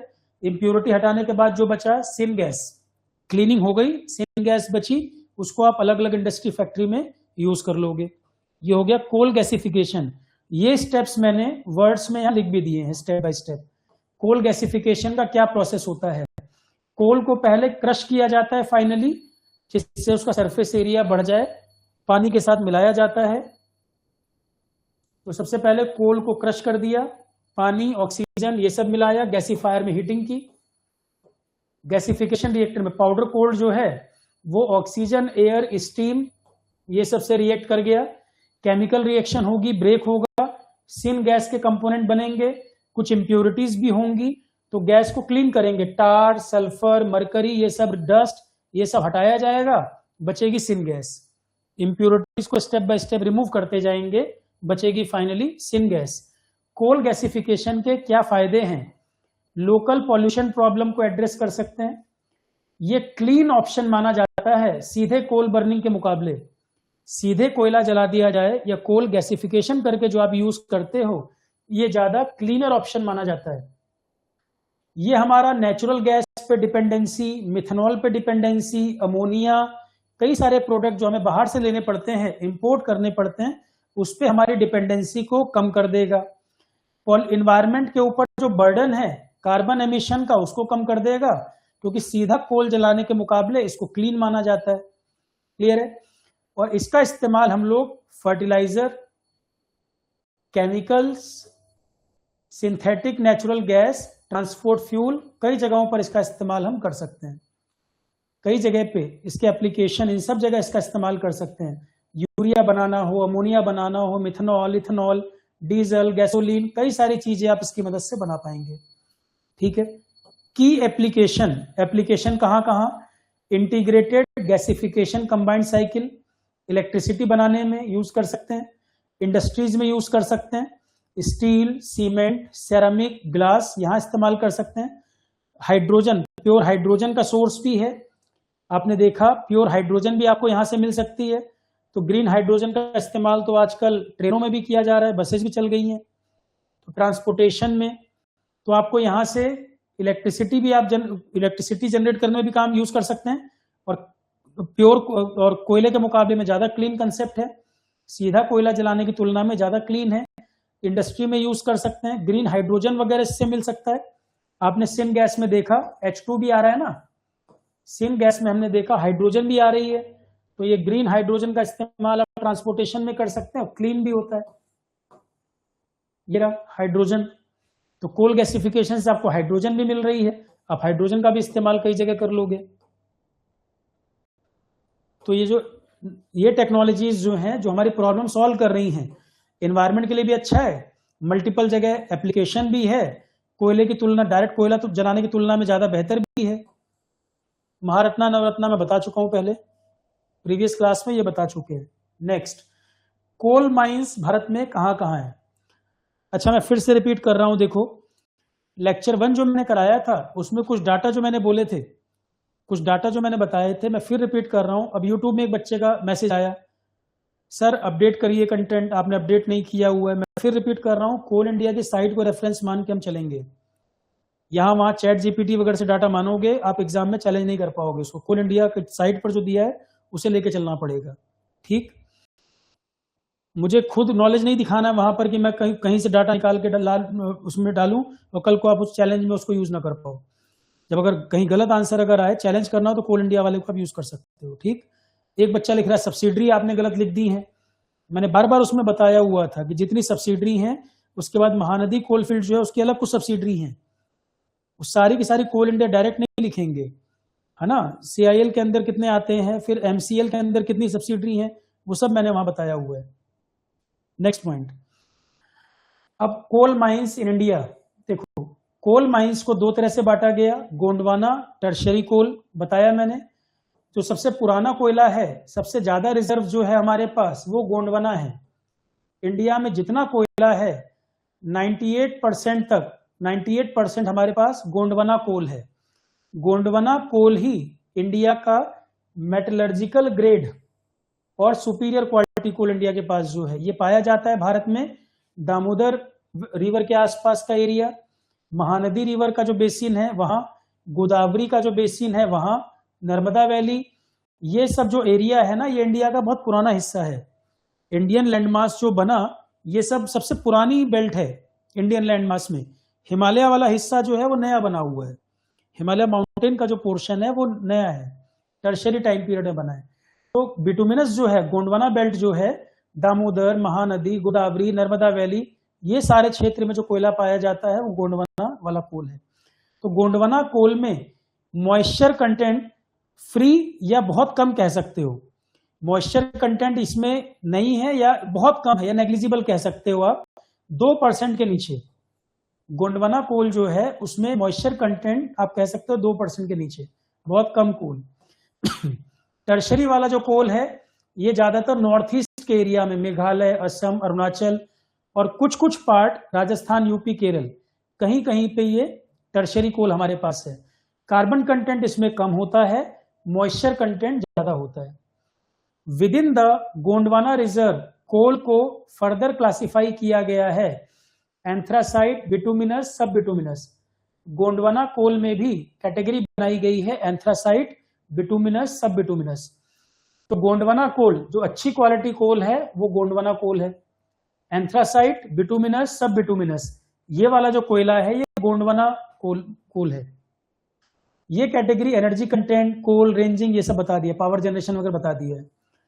2025 की रिपोर्ट, अब फिर ध्यान दो, जब भी मैं कोई डाटा बोलूंगा मैं गवर्नमेंट का ही डाटा बोलूंगा, मैं चैट जीपीटी या गूगल का सीधे डाटा को नहीं फॉलो करता।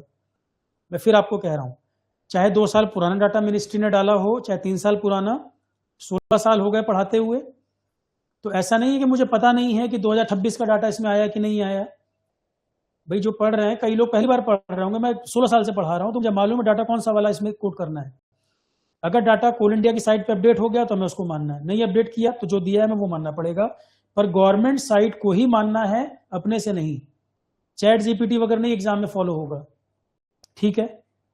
क्योंकि एक आध लोग यूट्यूब पे कमेंट करके बता रहे थे कि बिल्कुल नया वाला डाटा ऐड कराइए, तो जो मैंने खुद तो घर में बनाया नहीं, जो ऑफिशियल डाटा साइट पे दिया है गवर्नमेंट वाला उसी को मान के चलेंगे। ठीक, कोल इंडिया ने अगर दिया तो खुद मालूम है ना साइट पे क्या पड़ा है उनके। नेशनल कोल इन्वेंट्री, अब देखो ध्यान से, यहां मैं कोट कर रहा हूं जियोलॉजिकल सर्वे ऑफ इंडिया को। जियोलॉजिकल सर्वे ऑफ इंडिया इनके डाटा के हिसाब से जो पता लगाते हैं कितने रिजर्व हमारे पास जमीन में कहां कहां किसके मौजूद हैं।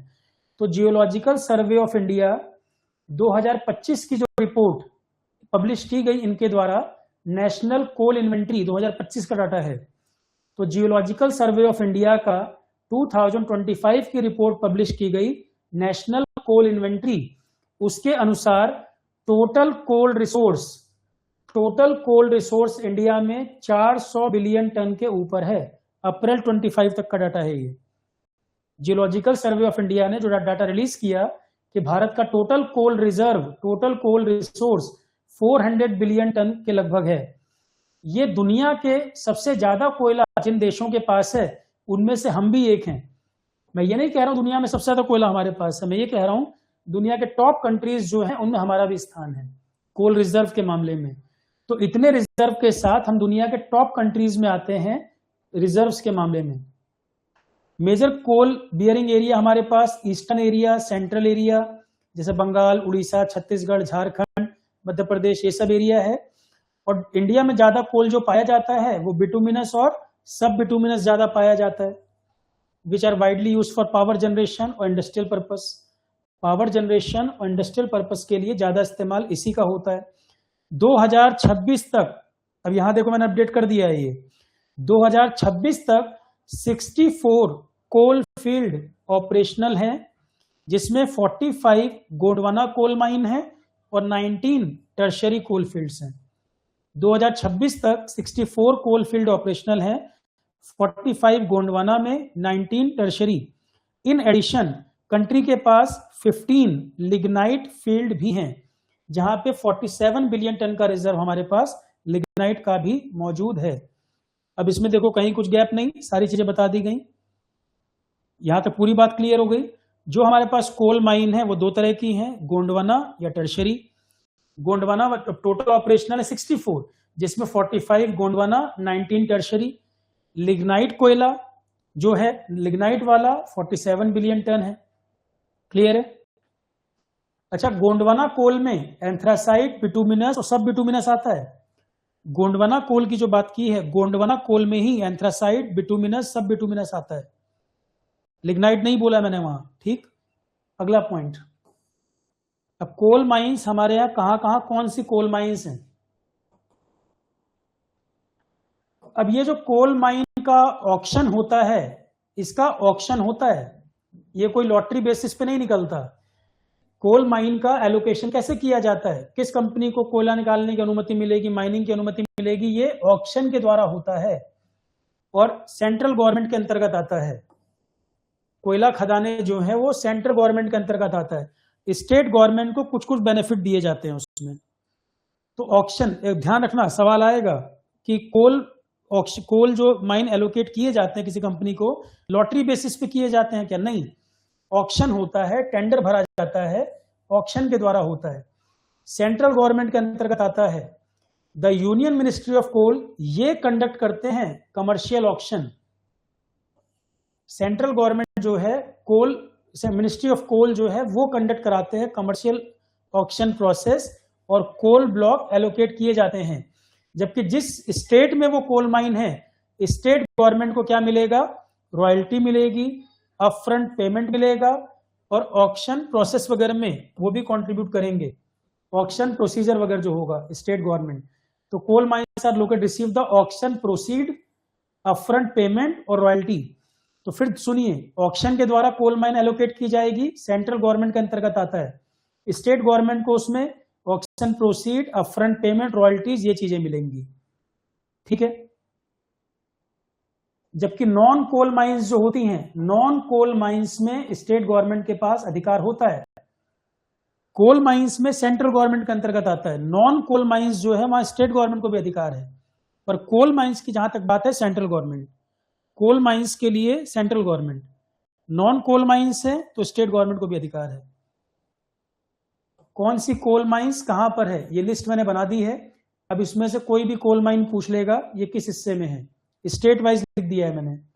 झारखंड, छत्तीसगढ़ ज्यादातर यहीं की पूछी जाती है, जैसे चिरीमिरी, ये आ चुका है एग्जाम में क्वेश्चन, चिरीमिरी आ चुका है, रामगढ़ कोलफील्ड ये पूछ चुका है, रानीगंज सबसे पुरानी बता चुका हूं मैं बंगाल में, कुछ तो आपको ऑलरेडी पता होंगी, झरिया, धनबाद, बोकारो, झारखंड वाली ज्यादातर आपको याद होंगी। तो जो आपको नाम याद है उनको मत रटो, जो नए लग रहे हैं नहीं पता सिर्फ उनको याद करना है, जैसे झरिया, धनबाद, बोकारो, ये आपको ऑलरेडी पता है। गिरिडीह वाली जो माइन कोलफील्ड है, करभारी बोलते हैं उसको। तो जो नाम डाल्टनगंज, हुटार, जैसे आपको जो नाम अजीब लग रहा है कि सर ये नहीं सुना था, जैसे हुटार कोल माइन या कर्णपुरा या गोड्डा, ये जो नाम आपको अजीब से लग रहे हो, पता ना होगी ये जगह झारखंड में है, उन नाम को याद कर लो। घबराना नहीं कि सर इतने सारे नाम कैसे याद होंगे, बहुत सारे तुमको पता होंगे कि झारखंड में क्या क्या पड़ता है। जो जगह तुमको नहीं पता बस वो याद कर लो। बंगाल में रानीगंज कई बार रिपीट कर चुका हूं मैं, बीरभूम बंगाल में है जानते हो, डालिमकोट, चीनाकुरी, एक दो नाम याद करना है। छत्तीसगढ़ में कोरबा सबको पता है, हसदे वाड़न के जंगल काटे जा रहे थे, लगातार न्यूज में था, अभी लोग विरोध कर रहे थे। तो आपको याद क्या करना पड़ेगा? चिरीमिरी याद करना पड़ेगा, झिलमिल याद करना पड़ेगा, एक दो नाम याद करना पड़ेंगे, तत्तापानी, रामकोटा, तो 2 ही 3 नाम सब में याद करने पड़ेंगे। और मेन तो झारखंड, छत्तीसगढ़, उड़ीसा, 2-3 स्टेट ज्यादा मेन है कोयले के बारे में। उड़ीसा में झारसुगुडा, हिमगिरी, रामपुर, तलचर कई बार आया हुआ है, तलचर उड़ीसा कई बार पूछा गया है। तेलंगाना में सिंगरेनी एग्जाम में आया हुआ है क्वेश्चन। सिंगरौली और सिंगरेनी में कंफ्यूज मत होना, सिंगरौली सिंगरेनी कंफ्यूज नहीं होना है। सिंगरेनी है तेलंगाना, सिंगरौली है Madhya Pradesh UP border, Singrauli UP MP वाला एरिया। तो सिंगरेनी, कोथागुदम, कंटापल्ली ये तेलंगाना आंध्रा वाले एरिया हैं। तमिलनाडु में नईवेली, अभी बताया लिग्नाइट कोयला मिलता है। महाराष्ट्र में काम्पटी, वुनफील्ड, वर्धा, वलारपुर, घुगुस, वरोरा, बल्लारपुर ये एरिया। असम का लेदो, माकूम, नाजीरा। तो कहाँ पे कौन से एरिया, चेरापूंजी, मेघालय सबको पता है, ठीक है। मध्य प्रदेश में सिंगरौली, थोड़ा सा पोर्शन मिर्जापुर में भी लाई करता है, यूपी में थोड़ा सा पार्ट इसका मिर्जापुर यूपी में से भी बिलोंग करता है। उसके अलावा उमरिया, सतपुड़ा ये सब है। अरुणाचल में नामचिक, नामरूप आ चुका एग्जाम में, नामचिक नामरूप आया हुआ है। नामचिक नामरूप कोलफील्ड कहां पर है, अरुणाचल में। जम्मू कश्मीर में कालाकोट, ये भी एग्जाम में आ चुका है एक बार, ये भी पूछा हुआ है एग्जाम में, कालाकोट। और हिमाचल का चंबा, थोड़ा बहुत कोल यहां मिलता है। लिग्नाइट कोल गुजरात और राजस्थान में कहा, कच्छ जिला और भरूच। गुजरात में और राजस्थान में लिग्नाइट थोड़ा बहुत है, कच्छ में और भरूच में, और बीकानेर के पलाना। तो कोल इंडिया में कहां कहां कोल फील्ड्स हैं, ये कंप्लीट हो गई बात। अंडरग्राउंड कोल फील्ड्स, अभी भी इंडिया में कुछ अंडरग्राउंड कोल फील्ड्स हैं। एक तो बताया था मैंने ओपन कास्ट माइन, और एक है underground coal mines. Open cast mine का जिक्र किया था, और एक मैंने बताया underground coal mines. Underground coal mines में 200 फीट के ऊपर भी गहराई वाली कोल माइंस ऑपरेट कर रही हैं। Deep seated coal seams which are typically located, 200 feet से भी ज्यादा गहरी।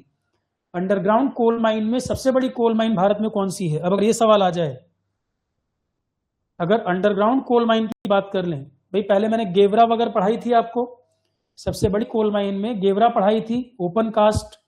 पर अगर अंडरग्राउंड कोल माइन की बात कर ले तो अंडरग्राउंड में सबसे बड़ी माइन है झांझरा माइन, बंगाल।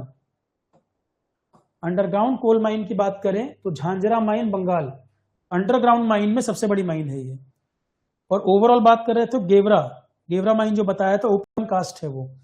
तो 2 तरह की माइन, एक ओपन कास्ट, एक अंडरग्राउंड। ओपन कास्ट में पढ़ चुके हैं गेवरा। ओवरऑल अगर हम अंडरग्राउंड में बात करेंगे, अंडरग्राउंड में झांझरा माइन। तो it is the largest highly mechanised underground coal mining project, और ईस्टर्न कोल फील्ड इसको ऑपरेट करती है।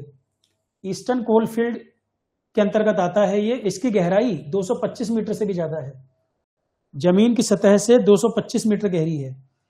छत्तीसगढ़ की चुरचा माइन, इसको south eastern coal field operate करती है। 2.10 मिलियन टन कैपेसिटी है इसकी प्रोडक्शन की। एक है महाराष्ट्र की अदासा माइन। तो महाराष्ट्र की अदासा माइन जो है 2020 में रीओपन की गई थी, और 2026 तक अब ये अंडरग्राउंड कोल माइन रह भी नहीं गई है। वेस्टर्न कोल फील्ड के अंतर्गत आता था ये। महाराष्ट्र की Adasa mine western coal field के अंतर्गत 2019 it officially concluded underground work. Underground work अब इसमें नहीं होता, 2020 में इसको ओपन किया गया। तो अब ये ओपन कास्ट माइन की तरह काम होता है, अंडरग्राउंड माइन अब ये नहीं है। 2026 का स्टेटस अगर हम देखें, अब ये अंडरग्राउंड माइन की तरह काम नहीं होता है, यहाँ अंडरग्राउंड माइन अब ये नहीं है। फिर आता है कोल वॉशिंग, कोल की इंप्योरिटीज को हटाना, कोल को प्योरीफाई करना, उसके बाद इस्तेमाल करना। तो क्या होगा, पॉल्यूशन वगैरह कम होगा। कोल वॉशिंग एक कंसेप्ट होता है, कोल को क्लीन करके यूज करना, जिसमें हम इंप्योरिटीज को सेपरेट कर देते हैं, इंप्योरिटीज को हटाना। तो कोल वॉशिंग या बेनिफिशिएशन भी बोलते हैं इसको। कोल वॉशिंग या बेनिफिशिएशन एक प्रोसेस है, मैकेनिकल सेपरेशन ऑफ इंप्योरिटीज, कोयले से इंप्योरिटीज को मैकेनिकली रिमूव करना, मैकेनिकल सेपरेशन करना इंप्योरिटीज का कोयले से, इसको कोल वॉशिंग या कोल बेनिफिशिएशन बोलते हैं। Making it suitable for particular use. During beneficiation of raw coal 4 product produce होते हैं। कोल वॉशिंग करने पर 4 प्रोडक्ट प्रोड्यूस होते हैं। एक होता है वॉश्ड कोल, एक होता है मिडलिंग पावर कोल, तीसरा होता है फाइंस या स्लरी, और चौथा होता है वेस्ट, रिजेक्ट बोलते हैं जिसको। तो कोल वॉशिंग करने पर या कोल बेनिफिशिएंट करने पर 4 प्रोडक्ट प्रोड्यूस होते हैं। वॉस्ट कोल, क्लीन कोल जिसको हमें इस्तेमाल करना है, एक होता है मिडलिंग या वॉस्ट पावर कोल, पावर इंडस्ट्री में यूज कर लेंगे, एक होता है स्लरी और एक होता है रिजेक्ट मतलब वेस्ट। तो रिजेक्ट को तो हमको अलग करना है, हटाना है वहां से। तो in Indian context coking coal washeries are 3 product washeries. India के संदर्भ में देखें तो कोकिंग कोल वॉशरीज जो हैं वो 3 प्रोडक्ट प्रोड्यूस करती हैं। एक होता है क्लीन कोल, एक होता है मिडलिंग और एक होता है रिजेक्ट। इंडिया के कंटेक्स्ट में कोकिंग कोल वॉशरी 4 की बजाय 3 प्रोडक्ट प्रोड्यूस करती हैं, क्लीन कोल, मिडलिंग जिसको हम वॉस्ट पावर कोल कह रहे थे, और रिजेक्ट। जबकि नॉन कोकिंग कोल वॉशरी जो है वो 2 ही प्रोडक्ट प्रोड्यूस करती हैं, एक है वॉस्ट कोल और एक रिजेक्ट। पावर ग्रेड का मतलब है पावर प्लांट में इसको यूज कर लोगे आप। तो कोल वॉशिंग से जनरली 4 प्रोडक्ट प्रोड्यूस होते हैं, वॉस्ट कोल, मिडलिंग या वॉस्ट पावर कोल कह देते हैं, स्लरी और रिजेक्ट। इंडिया के कंटेक्स्ट में coking coal washery 3 product produce करती है। कोकिंग नॉन कोकिंग में क्या अंतर है प्रीवियस क्लास में बता चुके हैं।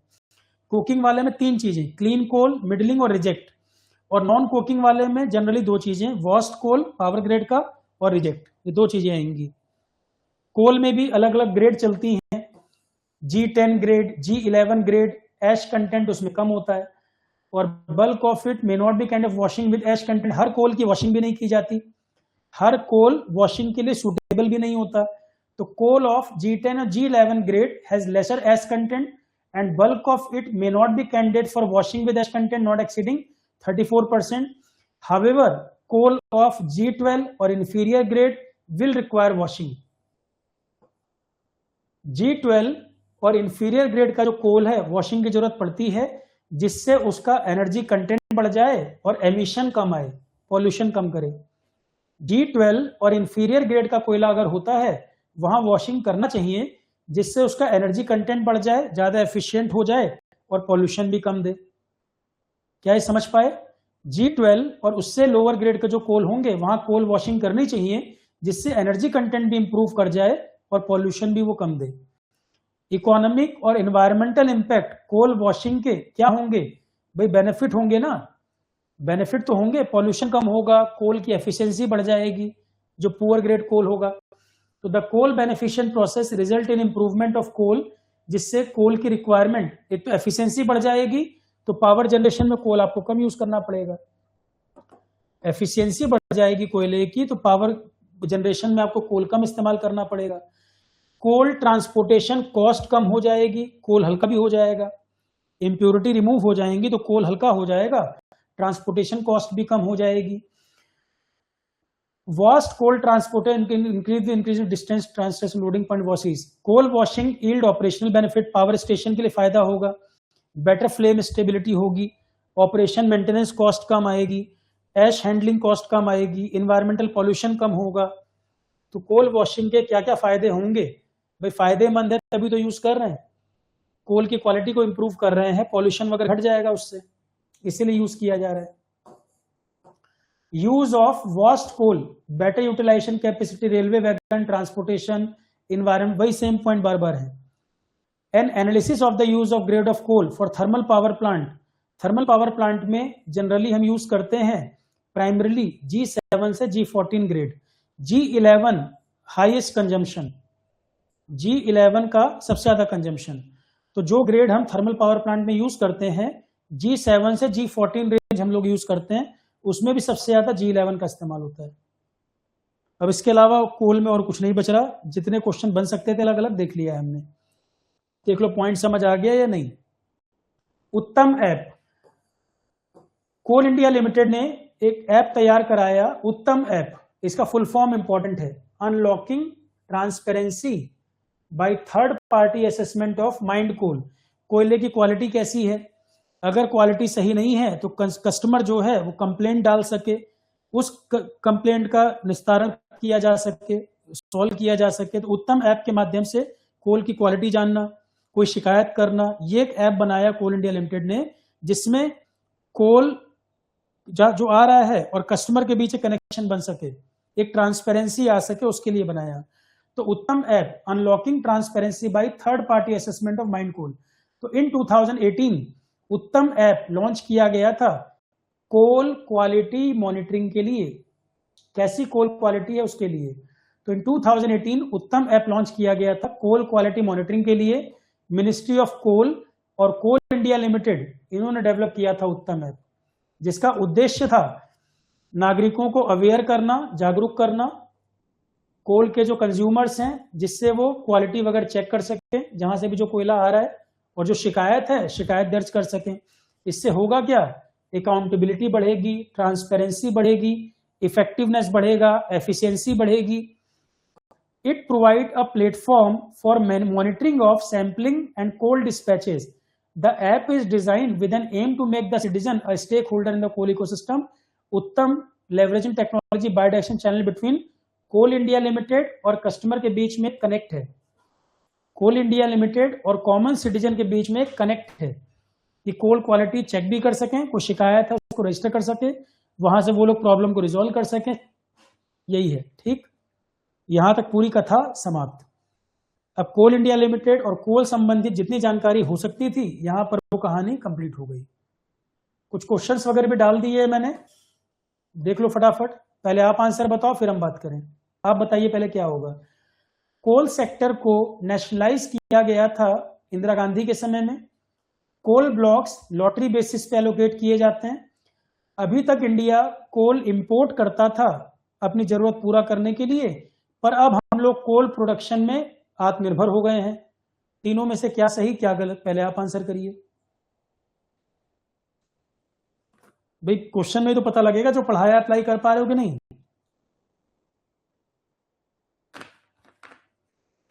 बोलो भाई।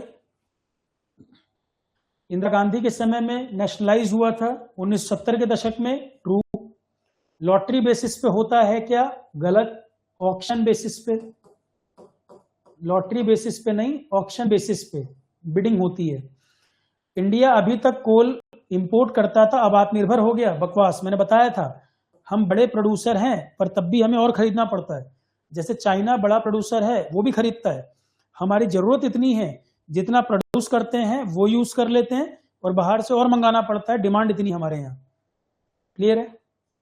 तो आंसर हो जाएगा वन ओनली ए। एक्सप्लेनेशन वगैरह दे दिया है मैंने, रीड करना चाहो कर लो। अगला पॉइंट, इंडिया वाला जो कोयला है उसकी क्या विशेषता है, हाई ऐश कंटेंट, लो सल्फर कंटेंट। हाँ, इंडिया वाला जो कोयला है क्वालिटी ठीक है, हाई ऐश कंटेंट है, लो सल्फर कंटेंट है। हाई ऐश कंटेंट, लो सल्फर कंटेंट, ये दोनों बातें सही हैं। 1 and 2 कितना कितना परसेंटेज वगैरह है एक्सप्लेनेशन में हमने मेंशन कर दिया है यहां पर। Coal based thermal power plant जो इंडिया में है कोई भी सी वाटर का इस्तेमाल नहीं करता। Coal based thermal power plant, आपको वहां पे पानी का भी तो इस्तेमाल होता है थर्मल पावर प्लांट में, तो कोई भी सी वाटर का इस्तेमाल नहीं करता, गलत। कोस्टल एरिया में इस्तेमाल होता है। कोई भी वाटर स्ट्रेस डिस्ट्रिक्ट में नहीं है। कोई भी हमारा थर्मल पावर प्लांट जहां कम पानी है वहां पर नहीं है, गलत। कम पानी वाले में कई है, इवन 60% के आसपास तो हमारे कम पानी के जिलों में ही है। कोई भी प्राइवेट ओन नहीं है, बकवास। अदानी अंबानी करते हैं ऑपरेट, तो प्राइवेटली ओन नहीं है, गलत। तो कोई भी सी वाटर यूज नहीं करता, गलत है। वाटर स्ट्रेस डिस्ट्रिक्ट में नहीं है, ये भी गलत है। कोई प्राइवेटली ओन नहीं है, ये भी गलत है, प्राइवेट वाले भी हैं। तो इसमें पूछा क्या गया है, करेक्ट क्या है, नन। कोई भी करेक्ट नहीं है, सारे गलत हैं। ये कोई भी करेक्ट नहीं है, ये सारे गलत हैं। यहां पे मैंने कुछ पावर प्लांट का जिक्र किया है, देखो।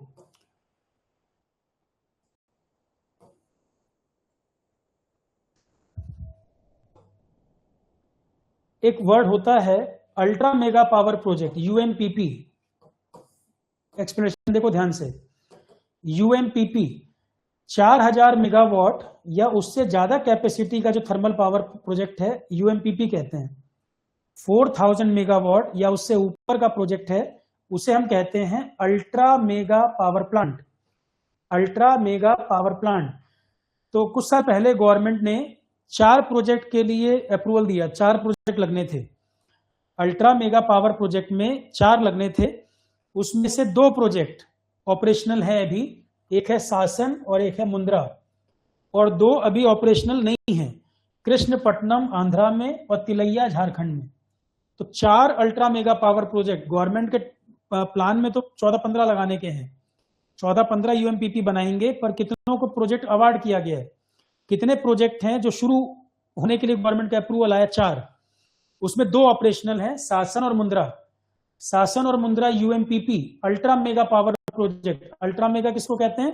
4000 मेगावाट से ऊपर कैपेसिटी है जिसकी। तो सासन और मुंद्रा ऑपरेशनल है, कृष्णपट्टनम आंध्रा और तिलैया झारखंड ऑपरेशनल अभी नहीं है। ये 4 अप्रूवल थे गवर्नमेंट की तरफ से। अब अगला पॉइंट, सासन अल्ट्रा मेगा पावर प्रोजेक्ट ये रिलायंस ओन करता है, रिलायंस ओन करता है। तो 3960 मेगावाट, लगभग 4000 हम मान के चल रहे हैं, लगभग 4000 मान के चल रहे हैं। कहां पर लोकेटेड है? सिंगरौली मध्य प्रदेश, सिंगरौली मध्य प्रदेश। तो यहां से आप देख लें, एक है मुंद्रा। मुंद्रा, अब सवाल अगर ये आ जाए, भारत में सबसे बड़ा थर्मल पावर स्टेशन, सबसे बड़ा थर्मल पावर स्टेशन है विंध्याचल थर्मल पावर स्टेशन। सबसे बड़ा थर्मल पावर स्टेशन है विंध्याचल। कौन ऑपरेट करता है? एनटीपीसी। कितनी कैपेसिटी है? 4760 megawatt, coal based power station. तो इंडिया का सबसे बड़ा power plant Vindhyachal power plant, India का सबसे बड़ा power station Vindhyachal, biggest thermal power plant of India. और दुनिया का 9वां कोल बेस्ड पावर प्लांट की बात करें, वर्ल्ड में 9वीं रैंकिंग है। तो इंडिया का सबसे बड़ा पावर प्लांट विंध्याचल और दुनिया में 9वें नंबर पे। कहां पर है? सिंगरौली मध्य प्रदेश। कौन ऑपरेट करता है? एनटीपीसी। कितनी कैपेसिटी है? 4760, 4760। सेकंड नंबर पे कौन है? मुंद्रा। सेकंड नंबर पे है मुंद्रा। कहां पर है? कच्छ गुजरात, कच्छ गुजरात। सेकंड पे मुंद्रा, फिर सासन, सासन भी सिंगरौली मध्य प्रदेश। अगला क्वेश्चन, एंथ्रासाइट कोयला भारत में जम्मू कश्मीर में पाया जाता है। करेक्ट। सबसे बड़ा कोल रिजर्व भारत में छत्तीसगढ़ में है, पढ़ाया था उड़ीसा है। तलचर कोलफील्ड झारखंड में है, बताया था उड़ीसा में तलचर। हमें नॉट करेक्ट बताना है, क्वेश्चन को ध्यान देना है, नॉट करेक्ट पूछा गया है, गलत वाला बताना है।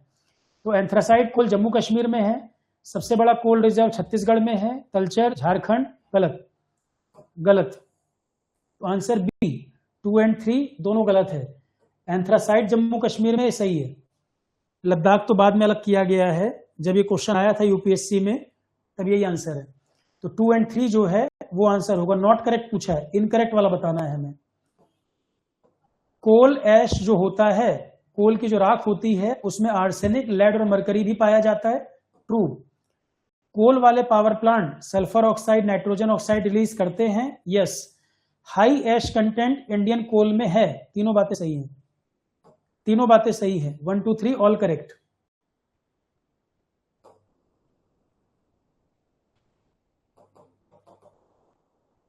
अगला सवाल, इंडिया में स्टेट गवर्नमेंट के पास ये पावर नहीं है कि नॉन कोल माइन का ऑक्शन कर सके। गलत। नॉन कोल माइन का तो कर ही सकते हैं, कोल माइन का सेंट्रल गवर्नमेंट करता है। तो इंडिया में स्टेट गवर्नमेंट के पास पावर नहीं है नॉन कोल माइन का ऑक्शन करने की। गलत। आंध्रा और झारखंड में गोल्ड माइन नहीं है, आंध्रा में है, ये भी गलत। राजस्थान के पास आयरन ओर माइन है। True. Iron ore mine Rajasthan में भी है। तो स्टेट गवर्नमेंट के पास अधिकार नहीं है नॉन कोल माइन ऑक्शन करने का। गलत है। आंध्रा झारखंड में गोल्ड माइन नहीं है। गलत। राजस्थान में आयरन ओर माइन है। ट्रू। तो आंसर बनेगा 3 ओनली, 3 ओनली, डी। स्टेट वाला जो क्लॉज था देखो मैंने एक्सप्लेन कर दिया यहां पर। As per the mines and mineral development regulation amendment act 2015 non coal mine respective state government के द्वारा ऑक्शन होता है। Non coal mine have to be auctioned by the respective state government. The auction of mining license for non-coal mineral is conducted by the state government. तो statement 1 is not correct. वहां लिख रहा था कि state government को अधिकार नहीं है, अधिकार है 2015 के कानून के अनुसार. क्लियर है? एक्सप्लेनेशन लिख दिया मैंने वहां पर.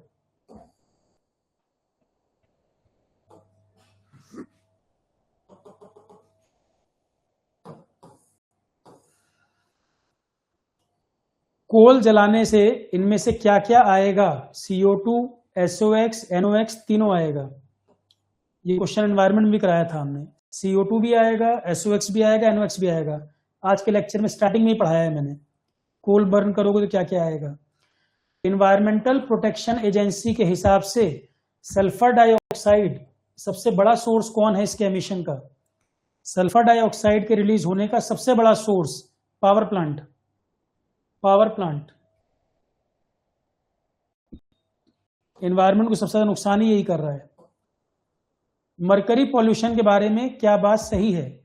गोल्ड माइनिंग एक्टिविटी में भी मरकरी पॉल्यूशन बढ़ता है. कोल बेस्ड थर्मल प्लांट भी थोड़ा बहुत मरकरी रिलीज करते हैं. मरकरी का कोई सेफ लेवल ऑफ एक्सपोजर नहीं है, ये बात भी सही है. गोल्ड माइनिंग एक्टिविटी से भी मरकरी पॉल्यूशन होता है. Coal based thermal power plant से भी मरकरी पॉल्यूशन होता है. कोई सेफ लिमिट इसकी नहीं बनी हुई है. मरकरी बॉडी में कम हो ज्यादा हो दोनों खतरनाक है. कोई इसका सेफ लेवल नहीं बना हुआ है. क्योंकि देखो सेफ लेवल कब बनता कि बॉडी में इसके लेवल के ऊपर जाएगा तो खतरनाक है, तब तो सेफ लेवल बनता. अब बॉडी में यूरेनियम कितना होना चाहिए, इसका सेफ लेवल क्या बनेगा? नहीं होना चाहिए ना बिल्कुल ही. तो इसमें कोई सेफ लेवल थोड़ी बनेगा. सेफ लेवल तो तब बनता कि बॉडी में फ्लोरीन इतना होना चाहिए, आयरन इतना होना चाहिए. वहां पर सेफ लेवल है कि जो चीजें बॉडी एक्सेप्ट करेगी. पर यहां पर तो सेफ लेवल थोड़ी बनाया जाएगा. मरकरी थोड़ा भी जहर है. तो कोई safe level of exposure mercury का नहीं बना हुआ है. थोड़ा भी खतरनाक है, ज्यादा भी खतरनाक है. तो तीनों बातें सही है, ऑल थ्री.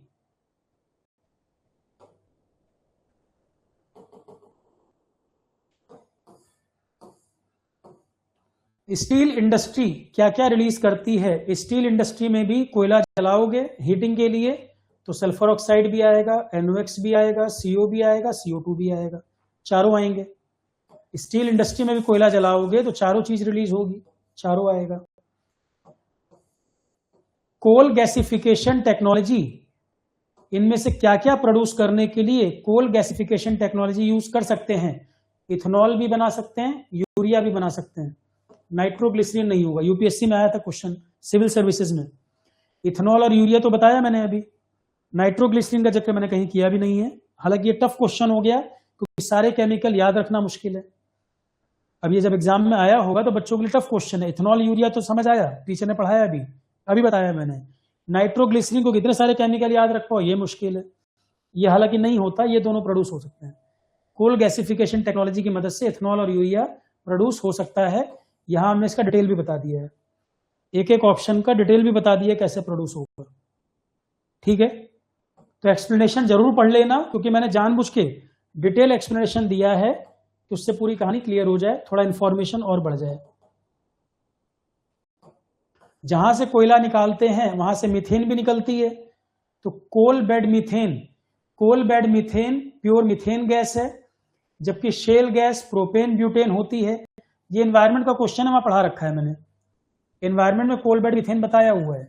तो coal bed methane pure methane gas है, कोल फील्ड से निकलती है, उसे हम यूज करके एनर्जी के रूप में इस्तेमाल कर लें.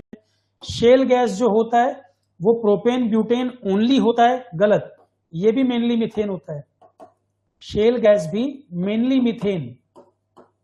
तो पहला वाला गलत हो गया. इंडिया में कोल बेड मीथेन तो है क्योंकि कोयला है तो कोल बेड मीथेन भी मिलेगा, कोल फील्ड से ही निकलता है. तो कोयला है तो कोल बेड मीथेन भी है. पर शेल गैस इंडिया में नहीं पाई जाती, बकवास. रिवर बेसिन जो है उसके आसपास हमारे यहाँ शेल गैस रिजर्व भी है. तो दोनों स्टेटमेंट गलत हैं, neither one nor two. Explanation ये लिख दिया यहाँ कहां कहां क्या पाया जाता है. कोल इंडिया लिमिटेड का हेडक्वार्टर कहां पर है? रांची मत लगाना, रांची ऑप्शन में आएगा. कोलकाता टिक करना. कोल इंडिया लिमिटेड का हेडक्वार्टर कहां पर है? रांची मत लगाइएगा, कोलकाता. रांची पक्का ऑप्शन में देगा. इंडिया का जितना कोल प्रोडक्शन होता है, CIL का कितना शेयर है? 82%, 82-83% के आसपास है, 80+। जितना कोल प्रोडक्शन इंडिया में होता है, CIL का कितना शेयर है?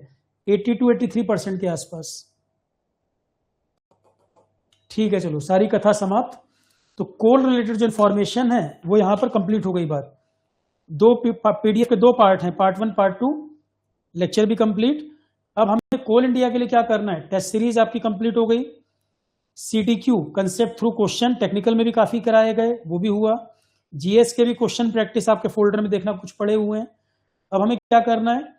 एग्जाम अभी की डेट के हिसाब से मुझे लगता है अगस्त लास्ट या मिड सितंबर तक जा सकता है। अब अगर 15 अगस्त तक भी एडमिट कार्ड नहीं आएगा तो और डिले होगा। आज की स्थिति के हिसाब से अगस्त लास्ट या मिड सितंबर तक जा सकता है। और अब हमें इसमें क्या करना है? करंट अफेयर की जो क्लासेस होनी है अब वो आपके काम आ जाएंगी। करंट अफेयर की जो क्लासेस हैं अब वो चलेंगी और GS क्वेश्चन वगैरह करवा देंगे। करंट अफेयर की क्लासेस और GS क्वेश्चन अब अगस्त में ये हमारा कंटिन्यू रहेगा। ठीक है, बाकी आरोहण पे ज्यादा से ज्यादा और जितना बेटर कंटेंट हो सकता है ऑलरेडी आपको सारा दिया गया, सबसे पहले कंप्लीट कराया गया, टेस्ट सीरीज भी, सब्जेक्ट भी।